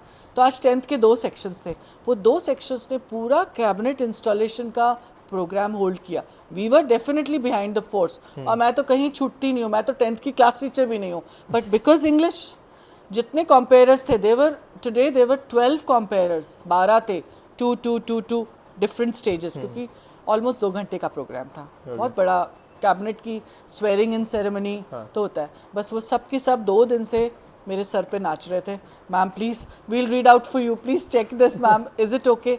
तो आई डू दैट, तो अच्छा लगता है। बहुत लोगों को करेक्ट कर दिया, बेटा ये सेंटेंस दिस वे नहीं, दिस वे बोलते हैं, and they were so happy. आज कितने लोगों ने आके thank you ma'am, thank you, क्योंकि मैंने उनको करेक्ट करा था, बेटा इसको ऐसे नहीं ऐसे बोलना, because you are saying on the stage, and I could feel that enthusiasm. कुछ बच्चों ने डांस करा, बॉयज़ ने अलग डांस किया, बाकी बच्चे थे उन्होंने नुक्कड़ नाटक करा, तो कौन बचा? मुझे लग रहा था पूरा सेक्शन वहाँ पे था स्टेज पे। तो this way our school is doing very well. बहुत ज़्यादा अच्छी चीज़ है, बिकॉज मेरे को पब्लिक स्पीकिंग करनी थी, बट आई डिडंट न्यू कि स्टार्ट कैसे करना है, मेरे को बात कैसे करनी है। मेरे को पता है मेरे को इंटरेक्ट करना है, मेरे को सामने वाले से बात तो करनी है, कभी ना कभी करूँगा, ऐसी चीज़ होगी, बट कैसे होगी डिडंट न्यू। अब वो बाय गॉड्स ग्रेस क्या हुआ, 11th में आई गेस हुआ था, we got an assignment English में, और एक टॉपिक पे बोलना था। तो वो अभी भी है। हाँ, मैं प्रिपेयर कर रहा था घर पे, मैं कैसे बोलूँगा ऐसे खड़े हो गए जैसे बचपन से बोलते हैं, हाथ पीछे करके मैं कहा नहीं, ट्राई करते हैं। जैसे स्टेज पे खड़ा है, सामने जो ऑडियंस है वो सुनने आई है, तेरा शो है, कैसे बोलेगा। Then I did, I was the only one who spoke in such a way. मैं पूरी क्लास में लाइक बात करते करते कर रहा था, मैंने एक स्टूडेंट को बस पॉइंट आउट कर दिया, वो लेजिट खड़ा हो गया बोला अरे यार, बोला भाई मैं डर गया था, तूने क्या करा है, तूने मेरे को पॉइंट करा, मुझे लगा तू मतलब मुझसे बात करने वाला है। मैं कहा मतलब हाँ, वो चीज़ एक बार करके देखी, देन आई फिगर्ड आउट कि हाँ आई कैन डू दिस। नहीं तो फिर वो 5th के बाद तो जो बंद था वो कभी होता ही नहीं। अब वो उसके लिए हम लोग ने बहुत चेंजेस कर लिए। अब everybody gate a chance, just 1 minute का वो भी रहता है स्पीकिंग टास्क, वो तो इंग्लिश में है ही, कंपलसरी है। It's one of the assessment in English also, that is speaking and listening का जो असेसमेंट होता है, तो साल में 2 बार होता है, एक हाफ ईयरली के समय, एक फाइनल में, सारी क्लासेस में। तो आपको 1 मिनट की स्पीच देनी है, तो उसमें भी सब लोग इन्वॉल्व हो जाते हैं। क्लासरूम में ही वो लोग डरते हैं बोलने में, तो स्टेज पे तो बहुत अलग बात होती है। तो यही उनको मोटिवेट करते हैं कि अगर आप इस लेवल पे बोलोगे तो naturally you will speak well on the stage as well. और ना हमको ये बताया जाता है बचपन से कि अब कल को तुम अगर डर रहे हो स्टेज पे बोलने तो किसी को देखना मत, पीछे देखना। But again as a public speaker, as my experience in anchoring, I feel like कि जब तुम ऑडियंस से इंटरेक्ट करते हो ना, और जब तुम आंखों में देखते हो उनकी, तो तब ज़्यादा कनेक्ट करोगे। नहीं तो पीछे देखने का मतलब ही नहीं है, वो तो बस गए और आ गए, उससे कुछ नहीं हुआ। दोबारा जाओगे फिर नर्वस हो गए क्योंकि नर्वसनेस रहती है, और it again helps you to do better and better every time, क्योंकि नर्वसनेस तो रहेगी कितना भी एक्सपीरियंस हो, आई गेस होता है, क्योंकि मेरे साथ तो होता है। नर्वसनेस सबको रहती है, अलग अलग लेवल पे रहती है। बस ये है कि आई कांटेक्ट करने से कई बार आप घबरा भी जाते हो, क्योंकि कई बार आप इमोशंस पकड़ लेते हो, पर आप देखते उस तरह से हो ऑडियंस में that you are looking to them, but actually you are not looking at them. आप बिल्कुल सर के ऊपर से आपकी आंख चली जाती है। तो उस तरह से बच्चों को सिखाया जाता है कि ऐसे बोलो, पर करते हैं, कुछ एक्सेल कर भी लेते हैं। Again everybody is not similar. सही बात है। 5 लोगों में से सब लोग अलग अलग तरह के होंगे, but I think so children are doing very well these days. Everybody wants to come forward, and if they get the chance, then उससे अच्छी तो कोई और बात ही नहीं है। तो we try our best to give them the chance, और उनको हर चीज़ में, आर्ट एंड क्राफ्ट है, किसी में वो एक्सेल करता है, पढ़ाई में एवरेज है, but the child has picked a fine arts, तो उनको उसमें बोलते ठीक है आप ये करो बेटा, पर पढ़ाई में भी एवरेज रहना बहुत ज़रूरी है। तो आप ऐसे ही नहीं कि आप ड्राइंग और पेंटिंग ही कर रहे हो। तो उस तरह से हम लोग टीचर्स की ड्यूटी होती है कि पुल कर करके लेके आए उनको, and I think so we are doing, कोशिश पूरी रहती है। Okay, now how will you differentiate parenting and pampering? Parenting और पैम्परिंग में बहुत ज़मीन आसमान का फ़र्क है। तो समझाओ। देखो, पेरेंट्स अगर जैसे मैंने तो आई थिंक सो पैम्परिंग सभी पेरेंट्स करते हैं, टीचर्स भी पैम्पर करती हैं, पर पेरेंटिंग की जहाँ बात आती है, देखिए पेरेंटिंग होती है, it's focused in the overall development of a child, है ना। उसको उसके गोल्स बताना, उसको उसके वैल्यूज़ देना, इनकलकेट करना, लाइफ वैल्यूज़ होती हैं, फैमिली वैल्यूज़ होती हैं, बहुत सारी वैल्यूज़ उसको देते हैं। पैम्परिंग आई बिलीव बहुत शॉर्ट लिव्ड होती है, टाइम बीइंग के लिए रहती है, या तो उससे कुछ बात मनवानी होती है ना, और या फिर आपको उसकी जिद माननी होती है तो आप उसको पैम्पर करते हो, तो वो बहुत शॉर्ट लिव्ड होती है, बहुत टाइम बीइंग के लिए रहती है, और वो basically it spoils the children. वो बहुत लंबे समय तक नहीं चलती है। आपने करा, आपने बच्चे को आइसक्रीम दिलाई, उससे काम बात मनवाई, और वो अगले समय ख़त्म हो गई। सही है। पर पेरेंटिंग ऐसी नहीं होती है। Parenting focus not only loving a child but it's overall development of a child. तो आई कैन और बहुत स्ट्रिक्ट पेरेंटिंग होती है, इन द सेंस वो बच्चे को प्यार भी करते हैं, पर उसको साथ साथ में लॉन्ग टर्म वैल्यूज़ देने की कोशिश करते हैं। Pampering is very short term. तो लॉन्ग टर्म और शॉर्ट टर्म एक छोटा सा समरी होगी पेरेंटिंग और पैम्परिंग में। What's the future of education? अरे बाप रे किस मायने में पूछना चाहते हो आप ये? मतलब हर महीने में, मतलब एजुकेशन को अब पहले किस तरह लिया जाता था, अभी किस तरह लिया जा रहा है, और आगे कितना इम्पोर्टेंट है, और लोगों को अभी कैसे वर्क करना चाहिए कि हाँ भाई एजुकेशन की इम्पोर्टेंस वैसे बनी रहे। Education, Nishant, has been always very important, but again the trend has changed, the time has changed. Earlier education, when it was the purpose of education, when we were children, when we were growing up, that time कि भाई आपको कुछ आगे करना है, कुछ कोई नौकरी वगैरह लग जाए आपकी, तब अगर कोई ग्रेजुएट भी होता था तो उसको एक नौकरी मिल जाती थी। ग्रेजुएट होना ही बहुत बड़ी बात होती सही थी। बात है। Then it slowly trended to post graduation. आप करते हो post graduation in any field, MSc भी कर रहे हो, एमए भी कर रहे हो, एमबीए तो थोड़ा सा बहुत कम लोग करते थे। आई रिमेंबर माई बैच की जो गर्ल्स थी, वो कुछ ही लोग थी जो साइंस स्ट्रीम में थी, जो डेफिनेटली उस टाइम के इंजीनियर्स बने, डॉक्टर्स बने, जो आज भी हैं सीनियर डॉक्टर्स एंड ऑल। तो समय के मायने अलग थे। देन लेटर ऑन, आज से 15 साल पहले या 20 साल पहले भी एजुकेशन के मायने और बढ़ गए, क्योंकि एकदम से कंपटीशन बढ़ गया। हाँ, स्पेशली कंप्यूटर साइंस आने से, computer science as a subject आने से, पहले पता ही नहीं था कंप्यूटर्स होते क्या है। सही है। I could relate everything very nicely because I have seen that generation in my own house. Exactly. Because I am the eldest daughter. What I did, that time I wanted to do BBA from BSS college, Okay. where my parents didn't allow me because it was a co-ed college. Okay. They wanted me, they studied, they said you have studied from a girls school, you will go to a girls college. Okay. That was deadline. आजकल कोई बच्चे ऐसे सुनेंगे ही नहीं. I remember my friends going to BSS college for doing BBA. BBA was a new term that time. BA, BSc तो था, BCom भी था. हाँ. But mine was a humanities, so I wanted to do BBA. Okay. क्यों? क्योंकि मैंने थोड़ा बहुत कुछ मैगजीन में पढ़ा होगा कि MBA होता है, तो I had that ambition. But my parents, मेरे डैडी का उस तरह का माइंडसेट नहीं था। तो नो, बेटी गर्ल्स स्कूल से पढ़ी है, गर्ल्स कॉलेज में ही पढ़ेगी, तो मेरा वहाँ पे वो हो गया। तो आई रिमेंबर उस समय का करा हुआ एक कुछ जॉब मिल जाता था, अच्छा होता था, जॉब वॉब करने का कोई इरादा नहीं था। Then it came to my brother who is 10 years younger to me. मेरी सिस्टर 6 साल छोटी है, बट आई रिमेंबर उसके टाइम में पेरेंट्स थोड़े और लीनियंट हो गए थे। पर हाँ, ये पर्पस था कि आप पोस्ट ग्रेजुएशन करो, आपकी एकेडमिक क्वालिफिकेशन बहुत अच्छी होनी चाहिए, so that if it turn comes to you to work, you are eligible for that. तो वो एक जनरेशन निकल गई। But when it came to my brother who is exactly 10 years younger to me, when he after his 12th he opted for his he did his PET exam होता था, PMT and PET होता था। he got a good score, but ठीक है, बाहर नहीं जाना चाहता था। he opted for computer science which was just introduced. तब computer science क्या होने वाला है, nobody knew that future. So I could relate it to my family. तब उसने, अच्छा मैं I am getting that computer science लेना है। computer word ही एक बहुत बड़ा था। So with that computer science, with that passing out from LNCT College Bhopal. Okay. LNCT College शुरू हुआ था। नहीं तो मैनेट होता था या नेशनल लेवल के कॉलेजेस होते थे। उसके फर्स्ट बैच का मेरा ब्रदर स्टूडेंट है, LNCT का फर्स्ट बैच का कंप्यूटर साइंस का स्टूडेंट है। and he is now at such a higher level being a software engineer. Wow. तब सॉफ्टवेयर सुना नहीं था. तो टाइम हैज़ चेंज ड्रास्टिकली और कंप्यूटर्स आने से टेक्निकल चीज़ें आने से और बढ़ गया है. Academics has always been very important, पर बेसिकली सब लोग एकेडमिक्स को जॉब से रिलेट करते हैं, क्योंकि देखो ज़रूरत भी है. अगर आपकी एकेडमिक्स अच्छी हैं या आप पढ़ते अच्छे से हो या आपके कोई गोल या पर्पस है, तो आपको नौकरी तो करनी है, पैसा तो चाहिए ना सबको.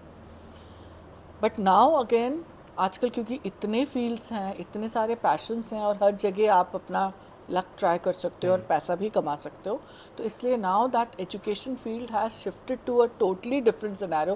That's what is my opinion. मुझे मालूम है बहुत एक्सपर्ट्स बैठे हैं, पर शायद मैं एकदम से उसको रिलेट नहीं कर पाऊंगी. पर अभी मुझे मालूम है कि बच्चा, a child should be an allrounder, a child should be a multitasker. A child can be an average student of 60 or 65%, but a child should be an all-rounder and should know certain things. Not only academically, रट्टू तोता या rote learning या हमने इतनी पढ़ाई करी है या मेरे पास ये डिग्री है. अगर डिग्री तो है पर आपका दिमाग ही नहीं चल रहा है, आपकी वो डिग्री किसी और स्किल में काम आ रही है. आपकी दूसरी स्किल बहुत अच्छी है, आपकी कम्युनिकेशन स्किल अच्छी है, इसलिए आप कोई आरजे बन गए हो, है ना. आप किसी मतलब कुछ और आप जर्नलिज्म में चले गए हो, बट आपका वैसे आप 60-65% वाले हो. So things have changed there also. Okay, तो मल्टीटास्किंग जैसे आपने बोला, allrounder, a child should be allrounder. A child can be an average in studies, पर अगर ऑलराउंडर है, ऑलराउंडर मतलब उसका ओवरऑल डेवलपमेंट हुआ है, तो I think so that child और that student can do wonders. पर एक ही जगह पे है, आपको यही पढ़ाई करनी है, आपको डॉक्टर ही बनना है या आपको क्लैट का एग्ज़ाम ही क्लियर करना है. पता चला उसका मन ही नहीं लग रहा, उसको लॉयर बनने का मन ही नहीं है, उसका डॉक्टर बनने का मन ही नहीं है. कितने ऐसे बच्चे हमारे हाथ से पास आउट हुए हैं जो जिनसे जब मैं बात करती हूँ पर्सनली, मैम डॉक्टर नहीं बनना, पर थोपा गया है, अब करना ही है. अब वो कितना मुश्किल से बैकलॉग्स लेके फाइनली वो बच्चा डॉक्टर बन ही गया, पर उसका मन में आज भी वो रहता है कि मुझे ये नहीं बनना था. पर ठीक है, अब है तो कोई बात नहीं, नो लुकिंग बैक. बच्चों को मैं यही सिखाती हूँ, बेटा अब जो है लुक फॉरवर्ड. पास्ट ख़त्म हो गया, प्रेजेंट में जियो, फ्यूचर आपको पता नहीं क्या करना है. तो things have change, but now we have so many fields निशान where a child can you know go ahead और अच्छा कर सकता है. किसी भी तरह से अगर उसमें टैलेंट है तो वो पैसा कमाना तो जानता है. सही है. बेसिक एजुकेशन सभी को मिल जाती है. एग्जैक्टली. जैसे ऑलराउंडर आपने बोला, आई एग्री विद इट कि हाँ ऑलराउंडर होना ज़रूरी है, बट अगेन बहुत लोग बोलते हैं कि like multitasking in the sense कि हर चीज़ आनी चाहिए, ये भी करो वो भी करो. But at the same time would you agree with this कि पहले एक इंसान को किसी एक चीज़ में परफेक्ट या फिर अच्छा होना ज़रूरी है then to switch on to another one, क्योंकि सारी चीज़ें एक साथ लेके चलोगे तो you won't be able to do anything perfectly या properly वैसा वाला. The phrase goes very correctly, which it has been said once upon a time that jack of all trades and master of none. हाँ, exactly. तो एक में masters तो that again I feel कि वो talent के हिसाब से होता है. Okay. अब अगर आप स्विमिंग में भी बहुत अच्छे हो, आप डांसिंग में भी बहुत अच्छे हो, आप हॉर्स राइडिंग में भी बहुत अच्छे हो, तो आप फिर क्या, हाँ आपको तो आता तो सभी कुछ है, पर हाँ आपने एक में मास्टर नहीं करा, तो इट इज़ एप्लीकेबल. पर अगर इसको आप एकेडमिक्स से अप्लाई करोगे तो डेफिनेटली आपको एक चीज़ पे स्विच करना पड़ेगा. पर अगर आपको थोड़ी थोड़ी सारी चीज़ें आती हैं तो I think so you will never lag behind in your life. आपको जब जो चीज़ मिलेगी फैसिलिटी, आप उसमें घुस जाओगे. सही है. आप वेट नहीं करोगे, अरे मुझे तो स्विमिंग आती नहीं, पर मेरे अभी जिस सोसाइटी में मैं रहता हूँ वहाँ तो बहुत बड़ा स्विमिंग पूल है, या जिस कंपनी में मैं काम करता हूँ वो स्विमिंग को प्रमोट करती है. सही है. क्रिकेट की बात है, I can still relate it to my own elder son who was a very good cricketer. He is actually a player, आज की तारीख में भी है, is always very good at ground. पर उसको क्रिकेट का जैसे वही जुनून था और बहुत अच्छा खेलता भी था. यहाँ पे भी उसने बाबी अली वगैरह में काफ़ी अच्छा फास्ट बॉलर था वो. He was not a very good batsman but a very fast bowler. पर उसको 10th में मैं ही उसको खींच के एकेडमिक्स में लेके आई. क्यों? क्योंकि मैंने एक चीज़ रियलाइज़ करी, यहाँ पे खेलने से आगे नहीं बढ़ेगा, क्योंकि उसकी इंटेलिजेंट था बच्चा, दोनों बहुत इंटेलिजेंट थे. पर अगर उसने एकेडमिक्स में बहुत अच्छा नहीं किया तो प्रॉबली अगर वो क्रिकेट भी नहीं करेगा तो where is he going to stand. सही है. हाँ, तो इसलिए उसको वहाँ से खींच के लाई. क्यों? क्योंकि if I would have send him to a great academy cricket schools, उस समय कुछ ही होते थे। आजकल तो कितने अच्छे क्रिकेट स्कूल्स हैं एवरीवेयर, जो अफोर्ड कर सकता है वो अपने बच्चे को भेज सकता है। पर मैं और मेरी फैमिली उस टाइम उस लेवल पे नहीं थे कि मैं बच्चे को, उस समय MRF एकेडमी होती थी चेन्नई, Okay. तो मेरे हमारी उतनी हैसियत नहीं थी कि हम उस बच्चे को वहाँ, बहुत कोशिश करी कि कुछ करें, but there were lakhs and lakhs of rupees, जहाँ पे बच्चे का नॉर्मल 11th-12th भी पढ़ता वो, पर वो यहाँ पे भी होता। अंडर 14 मतलब उसमें इतनी कैपेबिलिटी थी कि वो अंडर 14, अंडर 16, अंडर 18 खेल सकता था। वो डिस्ट्रिक्ट लेवल तक भी खेल के आया, रणजी ट्रॉफी के लिए भी ट्रायल देने गया, but there was so much of politics behind. Then I pulled my son from there, I said no more playing, you play for your own interest, but your academics is important beta, you will not stand anywhere. You have a business, you have family business, but I never pampered my children in that manner that you have this what your father has served you in the platter. No more looking, don't look, kuch nahi hai tumhare paas. सही है। You have to make your standing, and for that you need to study. तो खेलो। बहुत मुझे मालूम है वो इतना tough time था। This is again a live example I am quoting to you, and this is applicable everywhere. Then बहुत रोना धोना मचा, बहुत कुछ हुआ, मैं खेलना चाहता हूँ, ये है, मुझे मालूम है। वो आज की तारीख में भी याद करता है। मैंने कहा बेटा तुम्हें खेलना पसंद है ना, तुम जिस जगह भी काम करोगे, जिस कॉलेज में जाओगे, तुम्हें खेलने को मिलेगा, प्रोफेशनली नहीं मिलेगा। अगर तुम इसमें नहीं कर पाए तो तुम क्या करोगे? And he did not want to do his father's business as well. Okay. वो भी नहीं था उसका बिल्कुल भी किसी तरह से। तब मैंने कहा फिर क्या करोगे? He had no answer. So this way आज भी वो बोलता है मम्मा मैं बहुत रिग्रेट करता हूँ, मुझे करना चाहिए था। But then I said I regret because we as parents could not afford you to send to a bigger school. आज वही मेरा नेफ्यू है जो मेरे बच्चों की उम्र का ही है, थोड़ा बड़ा है। आज वो अपने बेटे को क्रिकेट खिलाने के लिए उसने पूरा अपना बिजनेस पैकअप करके बैंगलोर पहुंच गया टू द स्पोर्ट्स स्कूल, जहाँ पे वो लैक्स ऑफ फीस भरता है बच्चे का। उसका बेटा मुश्किल से 10 साल का है, but he plays, he is a good player. वो कहीं ना कहीं आगे के 4 सालों में देखो आप वो किस टीम में खेलेगा। Wow. क्यों? क्योंकि वो अफोर्ड कर सकता था। Exactly. And the parents new the interest of the child. सही है। वो बच्चा एवरेज है पढ़ाई में, पर वो द स्पोर्ट्स स्कूल नाम से बैंगलोर में एक बहुत अच्छी अकेडमी है, मतलब इट्स अ स्कूल, वो सिर्फ क्रिकेट में ट्रेन करता है बच्चे को। Wow. So I could relate this in the family. तो इसीलिए बच्चा, अगर आप बहुत वाकई कर सकते हो तो बच्चे को एक लाइन में लो। बच्चा एक फोटोग्राफर बनना चाहता है, ठीक है, आप उसको आप कर सकते हो तो बिल्कुल करो, शायद उसमें वो आगे बढ़े। पर ऐसा नहीं है, आप अगर ओवरऑल डेवलपमेंट अगर बच्चे का चाहते हो तो उसको छोटी छोटी सारी चीज़ें आनी चाहिए। सही। और वो एवरेज भी हो सकता है पढ़ाई में, पर वो इंटेलेक्चुअली बहुत शार्प होएगा, क्योंकि he will be able to और she will be able to adapt to any circumstances. That's what I believe. Nice. These are very live examples I'm quoting to you, and it has come just because I think so that I could relate it now कि कैसे academics important होती हैं, या कैसे आप किसी talent में होते हो तो आप उस चीज़ को। और आज भी बेटा मेरा, छोटा वाला बेटा भी बहुत खेलता है, पर उसके लेवल का नहीं खेलता था। आज भी वो ऑफिस से उसके दोनों घुटने टूटे हैं क्योंकि खेलने की वजह से वो गिरा है। उसके दोनों घुटने इंजर्ड हैं, डॉक्टर उसको मना करता है खेलना नहीं है, पर उसको जुनून है खेलने का। वो पट्टे वट्टे बांध के वो लॉन टेनिस भी खेलता है, वो बैडमिंटन भी खेलता है। He is a very good basketballer क्योंकि टॉल है बहुत ज़्यादा। और क्रिकेट नहीं खेलता क्योंकि क्रिकेट की कोई अपॉर्चुनिटी उसको कहीं पे भी नहीं मिली। कॉलेज में फिर भी मिली फ्रॉम पुणे, बट ऑफिस में तो लॉन टेनिस, और वो उसने स्क्वॉश तक खेला। और गिरा, थर्ड पैर टूटे में, बट उसको आज भी है कि मैं खेलना चाहता हूँ। तो वो उसने अपना करा, पर हाँ प्रोफेशनली नहीं कर पाया वो। तो जब वो होता है ना jack of all trades master of none, तो मुझे तो ऐसा लगता है कि ठीक है, थोड़ी थोड़ी चीज़ें सब कुछ आनी चाहिए, तो वो अडेप्ट कर लेंगे सर्कमस्टेंसेस। वैसे एजुकेशन सिस्टम की बात चल रही थी, तो व्हाट डू यू थिंक कि मतलब क्या एकेडमिक्स में और ओवरऑल एजुकेशन सिस्टम में चेंजेस की ज़रूरत है तो क्या है, और नहीं है तो फिर अभी एजुकेशन सिस्टम बहुत, मैंने आपको बताया ना, नेशनल एजुकेशन पॉलिसी जो आई है उसने बहुत चेंजेस अच्छे कर दिए हैं। टोटल चाइल्ड ओरिएंटेड बना दिया है। बच्चों को क्या पसंद है, बच्चों कैसे ग्रूम होंगे, बच्चों को कैसे लीनियंसी रखते हैं, उनको क्या चीज़ पसंद आएगी नहीं पसंद आएगी, उनको ओवरऑल उनका डेवलपमेंट कैसा होगा। होलिस्टिक डेवलपमेंट, ये वर्ड बड़ा भारी भरकम है।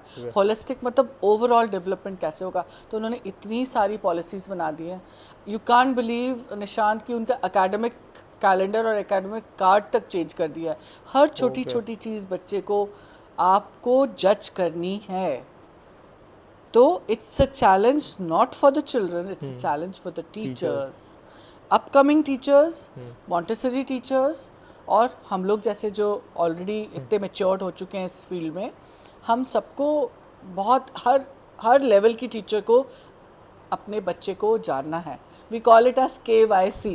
KYC आप बैंक में बोलते हो ना, KYC अपडेट करनी है. Know your child. Wow. That is what is KYC, and we believe in that, we are doing that. तो इसलिए आजकल हमारे बच्चे को जान रहे हैं एजुकेशन, ये because of this new education policy it says that.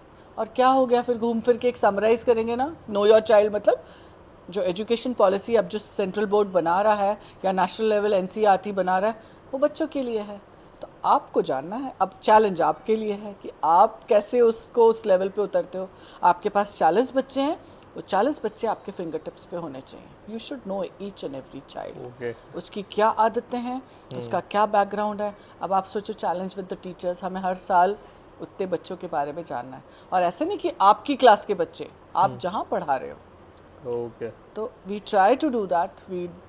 I as a person may not be able to come up to that level, पर कोशिश पूरा करते हैं कि हम हर बच्चे को जाने. हालांकि अगेन टाइम की पाबंदी, 40 मिनट का पीरियड है, 2 पीरियड फ्री मिल रहे हैं, पूरे दिन भर में 8 पीरियड में आप अपने काम करोगे तो मतलब कौन सी रूट्स को पकड़ें, तो वो भी होता है. बट उसके बावजूद भी हम टीचर्स, हमारी जैसी और टीचर्स सब पूरी तरह से कोशिश करती है कि हम बच्चे के ओरिएंटेशन के हिसाब से चलें.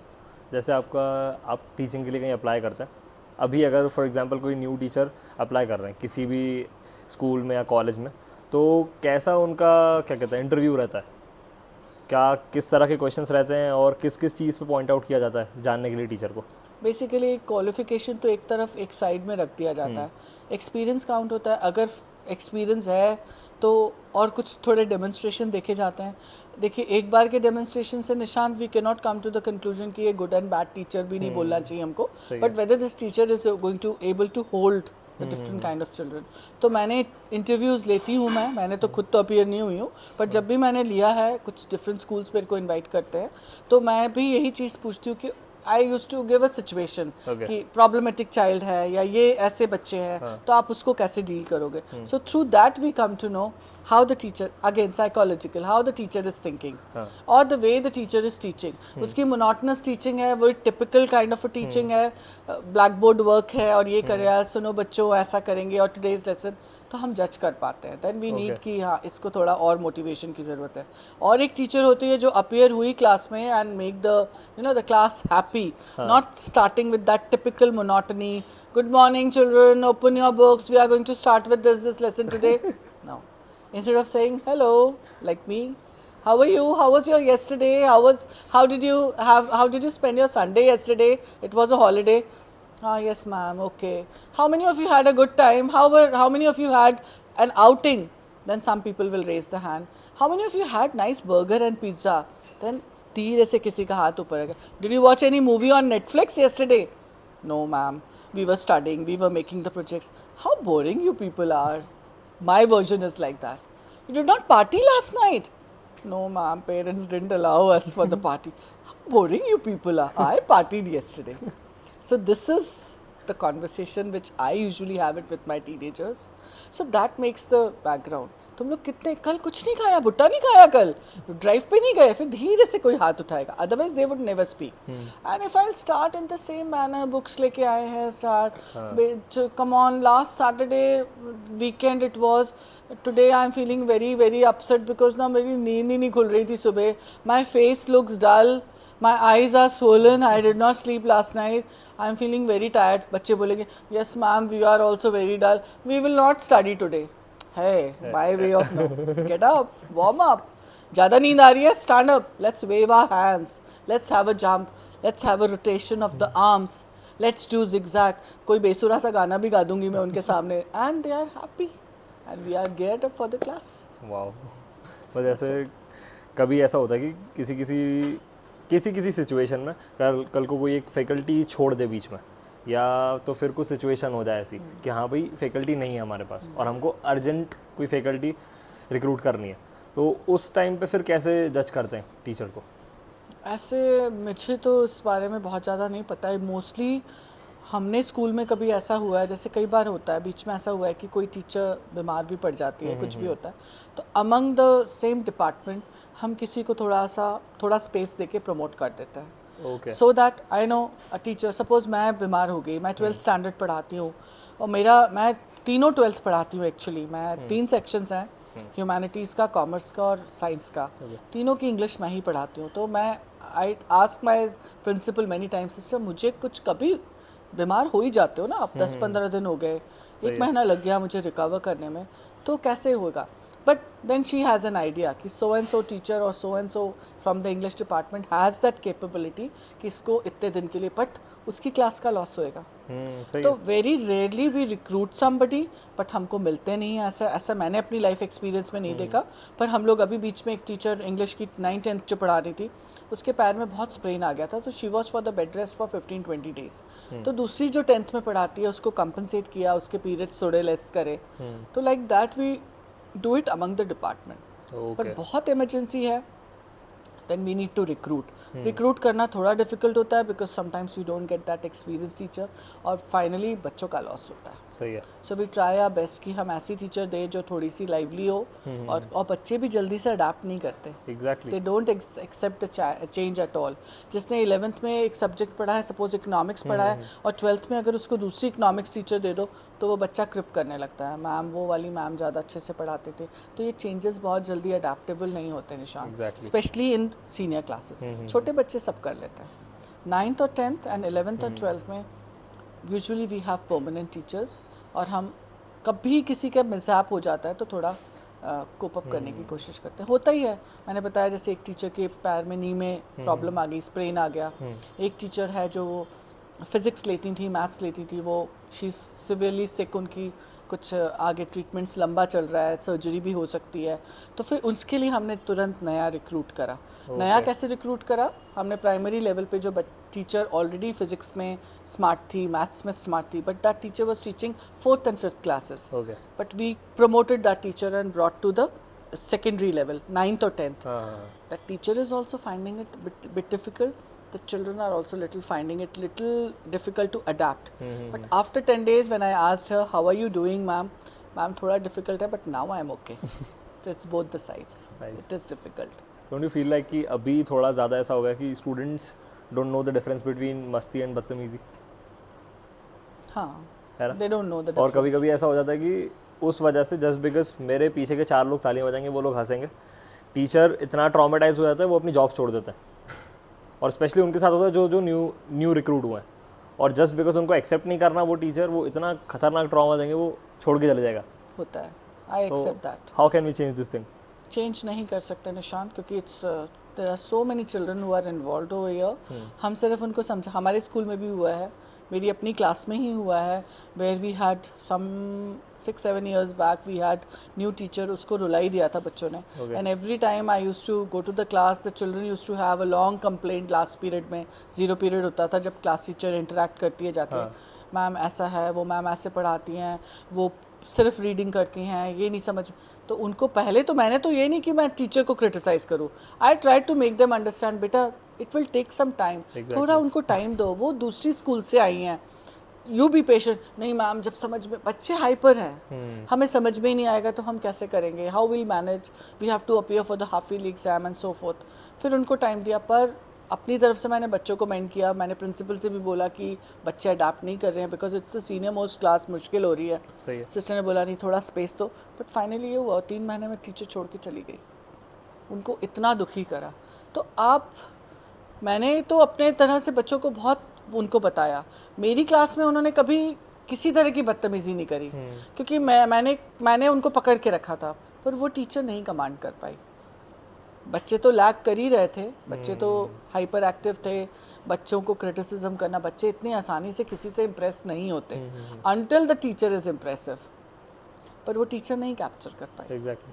तो हैं बच्चे, और आजकल बच्चे उद्दंड हैं, they are actually, I should tell them कि वो थोड़े से रूड भी हैं, उन लोगों में उतनी इमोशनल बॉन्डिंग नहीं है जो हमने देखी है कुछ साल पहले तक, और अभी वो लोग अटैच होते हैं, बट वो इतने अटैच नहीं होते जैसे कि कुछ जनरेशन पहले, कुछ साल 10 साल पहले बच्चे इमोशनली अटैच होते थे ना।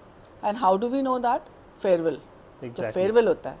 I cannot forget when the farewell children had tears in their eyes, remembering all the incidences which they had or they could connect it to the teacher.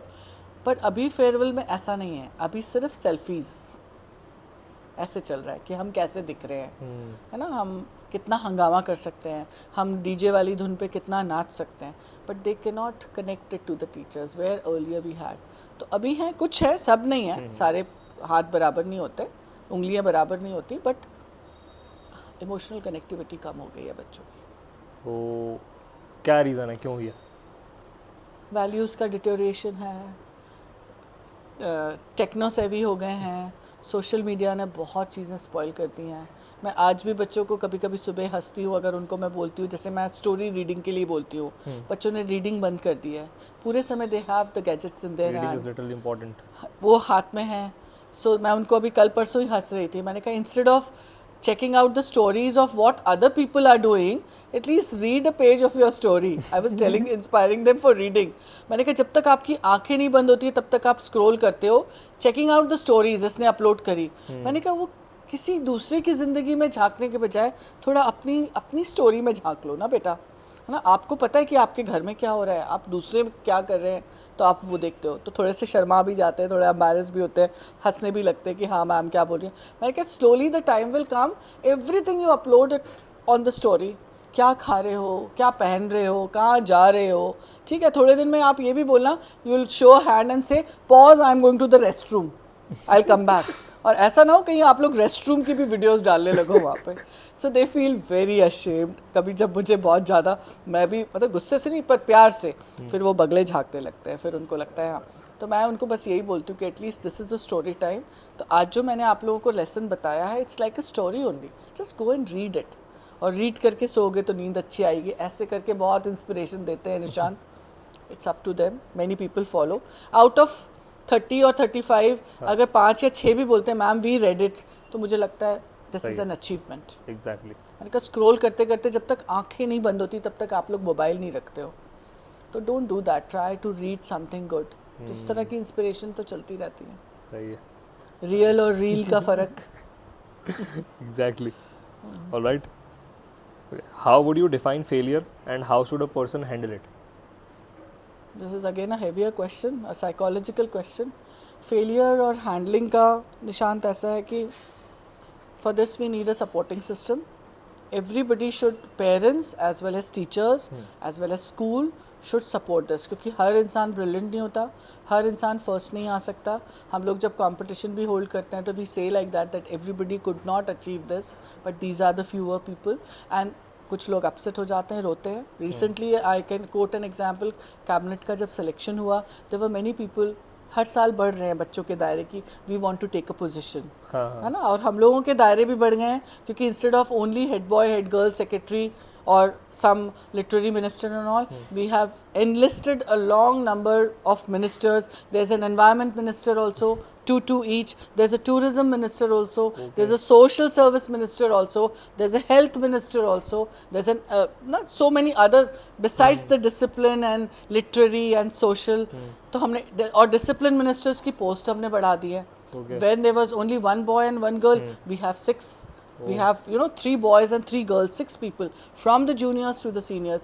So लोग भी बढ़ गए हैं, लोगों को मन होता है कि हाँ वो ना बैच मिले, सैश मिले. आज इतनी बड़ी इन्वेस्टिचर सेरेमनी थी, it's a proud moment. Exactly. तो with that I could see people getting upset. Failure ही हुआ ना, हमको नहीं चूज किया, पार्शलिटी होती है. Then children will say all those things, क्या गलती थी मेरे में और उसमें कंपैरिजन बताओ मैम आप. मतलब आजकल बच्चे ओपनली बोल भी देते हैं. Then we have to make them कि everybody could not, there must be something. It's a big committee, it's a huge committee which decide. बच्चों ने वोट करा है, उनकी काउंटिंग हुई है, सब कुछ है. तो उस तरह से उनको वो फेलियर एक्सेप्ट, थोड़े दिन 1-2 दिन लगते हैं, अगले दिन सब एब्सेंट हो गए थे जिनका सिलेक्शन नहीं हुआ था.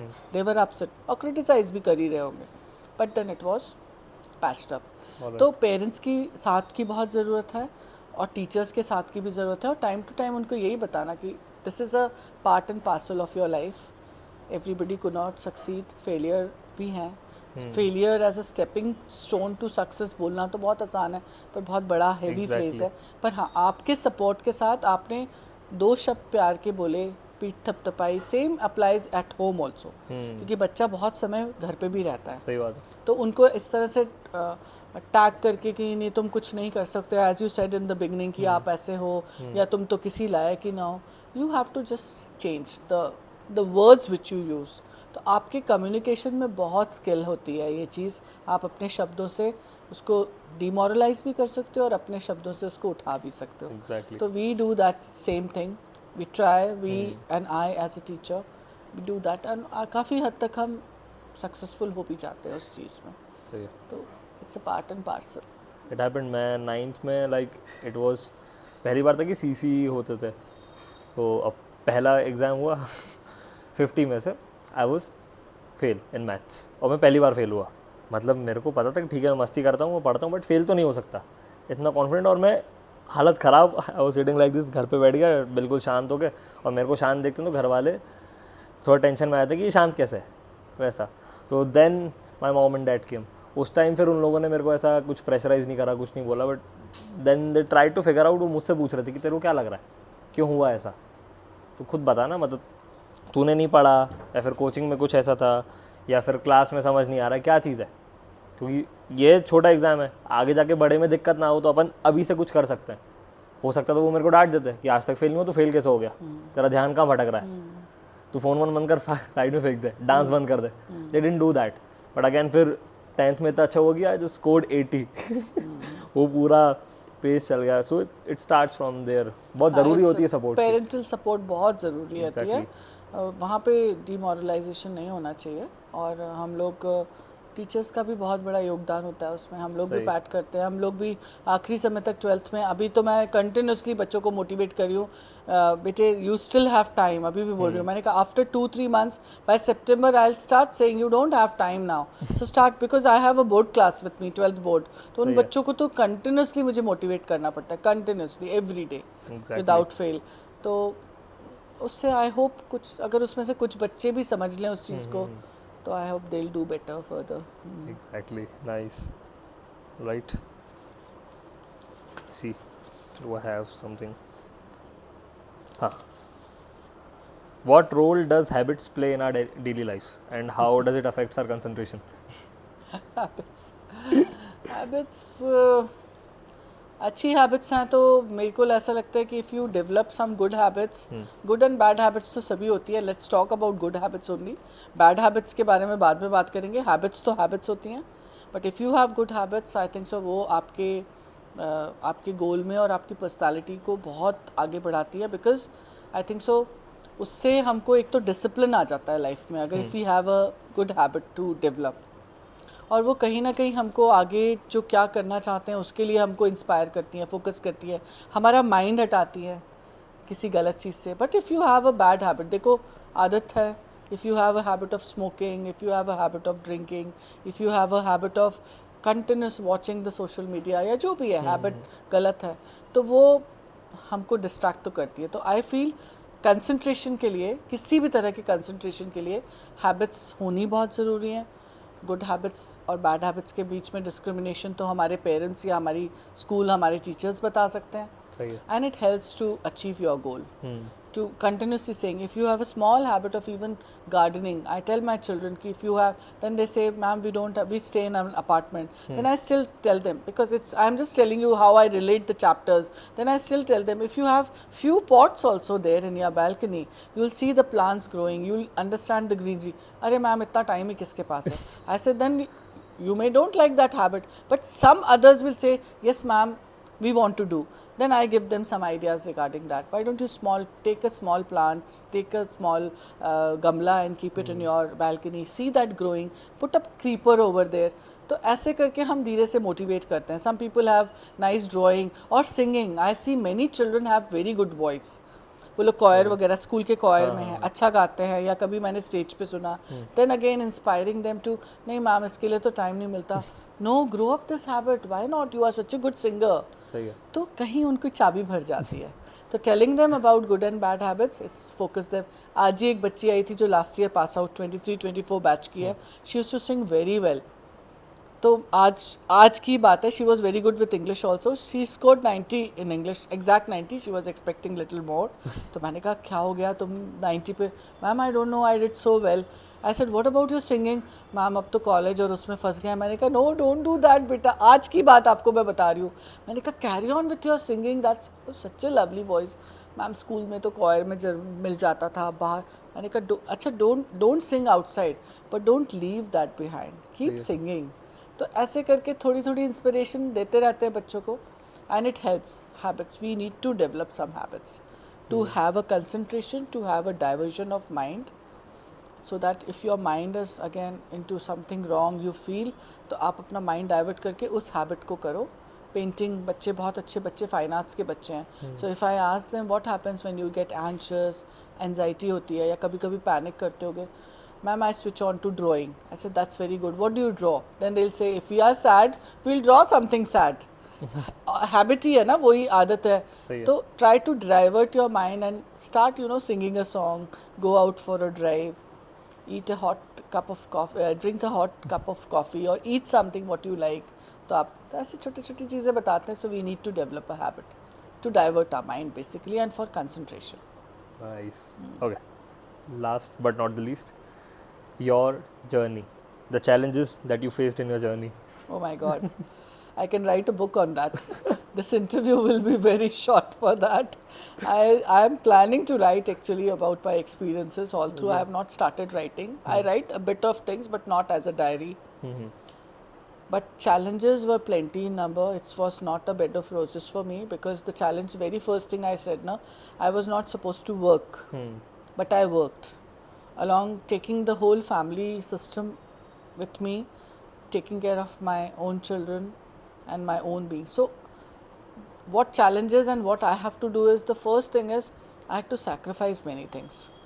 What I wanted to do that time, enjoyment, what people do usually at their younger ages, Exactly. I sacrificed all that because I could not. I had to patch up with both the things. Plus I had lot of difficulties at home because whenever there were guests around in the house where my attention was needed, my duty was calling me. So that was the biggest challenge initial years. Then slowly, because my family was not accustomed seeing anybody, and especially the daughter-in-law of the house working outside. तो वो उनके लिए भी एक बहुत मुश्किल बात थी. और मेरे लिए उससे बड़ी मुश्किल बात थी कि मैं पैचअप कैसे करूँ, क्योंकि it was my decision. I wanted to go out of the house and make my identity because I was always pro with that. मुझे नहीं मिला वो, तो मैं सोचती थी कि मैं कुछ तो करूँ अच्छा लाइफ में. So that was a challenge. Taking care of my children was never a challenge because मैं वो चीज़ को कभी निगलेक्ट नहीं करती थी. And that's all. And my policy in life is hard work and only hard work and giving 100% to whatever I do. I still teach as I say, what I cannot do, I never preach my children that. I preach what I do. So I have been doing hard work since the very beginning. बहुत कम मैंने अपनी duties को neglect किया, बहुत कम, शायद कोई unforeseen circumstances में. But I give my 100% to whatever I do. Otherwise I don't do. मैं पिकअप ही नहीं करती. And whether it's home making और वेदर इट इज़ कुकिंग और whether it is going out and enjoying with the friends और long drives. I love to drive. I drive and drive and drive. बहुत अच्छा लगता है मुझे. कुछ मन नहीं करता तो I just go out for a long drive. So I love to do that. I love cooking, तो मुझे वो भी बहुत अच्छा. आई लव बेकिंग, मैं वो भी करती हूँ.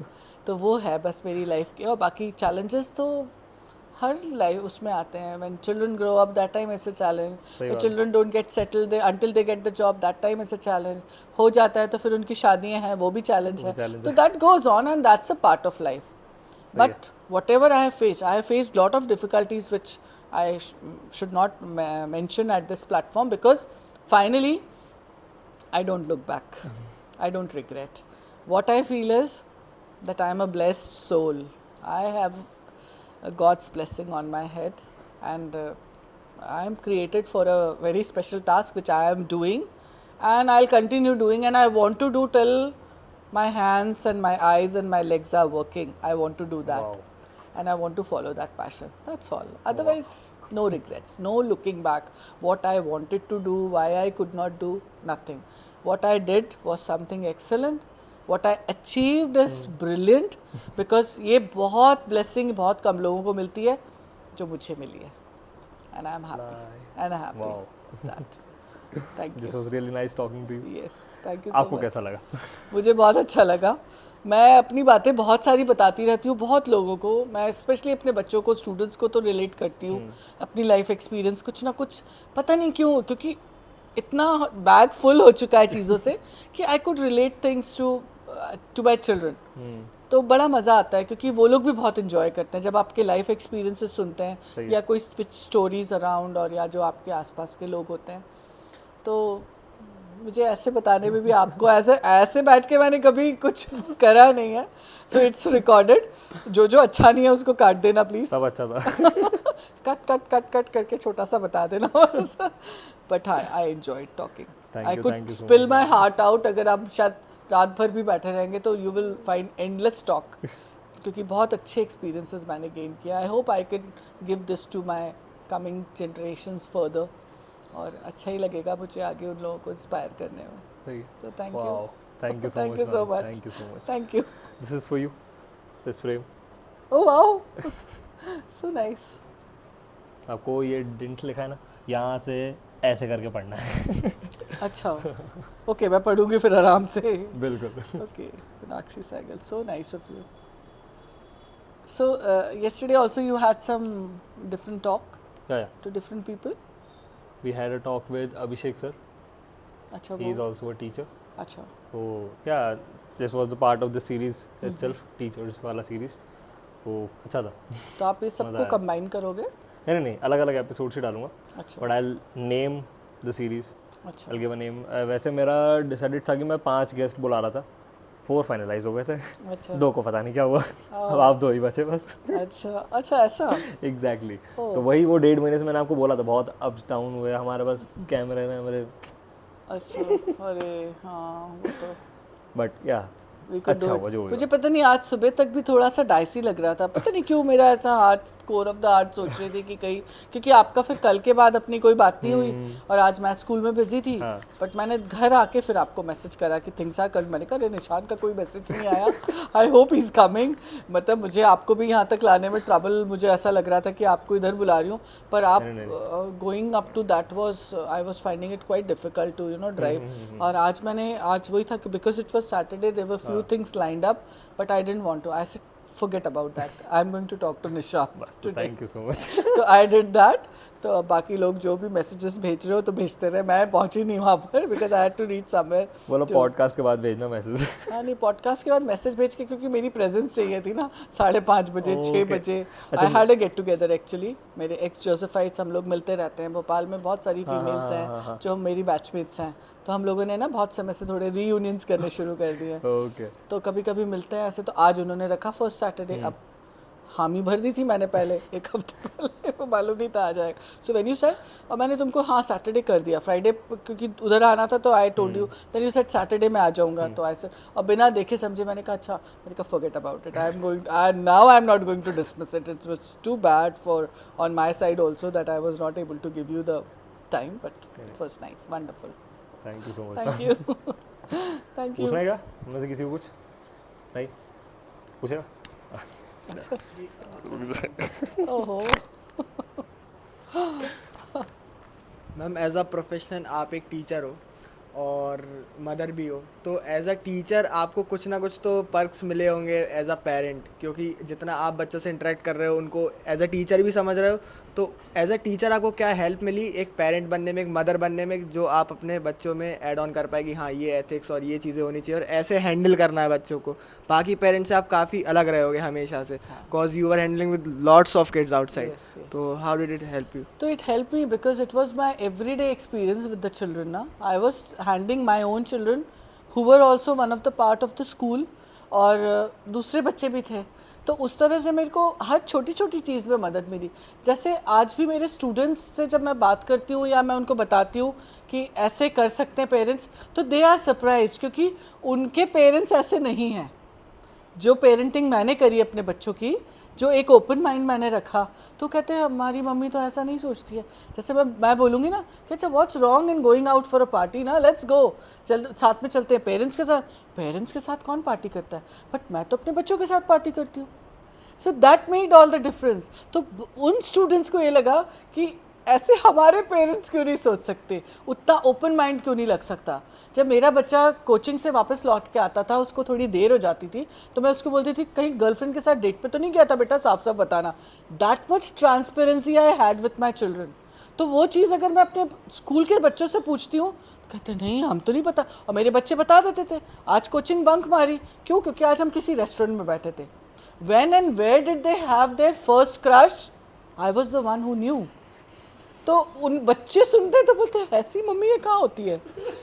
सो that's why I could relate that. तो मेरे स्टूडेंट्स बहुत खुश होते हैं। तो कई बार मैं पेरेंट्स को भी बोलती हूँ, this is what we call getting in to the shoes of your own children. उनका जूता पहनना नहीं, पर उस लेवल तक उतर के सोचना। तो जब उन लोगों को होता था, जब मेरा छोटा बेटा ना, he had so many girls who were friends, who were not girlfriends but girls who were friends, तो मैं उसको बोलती थी यार बाहर निकल रहा है सर, तो बोलते मैं थोड़ा ना उन लोगों को बुलाता हूँ, वही मेरे आसपास घूमती रहती है, उन्हीं को मुझसे बात करनी होती है।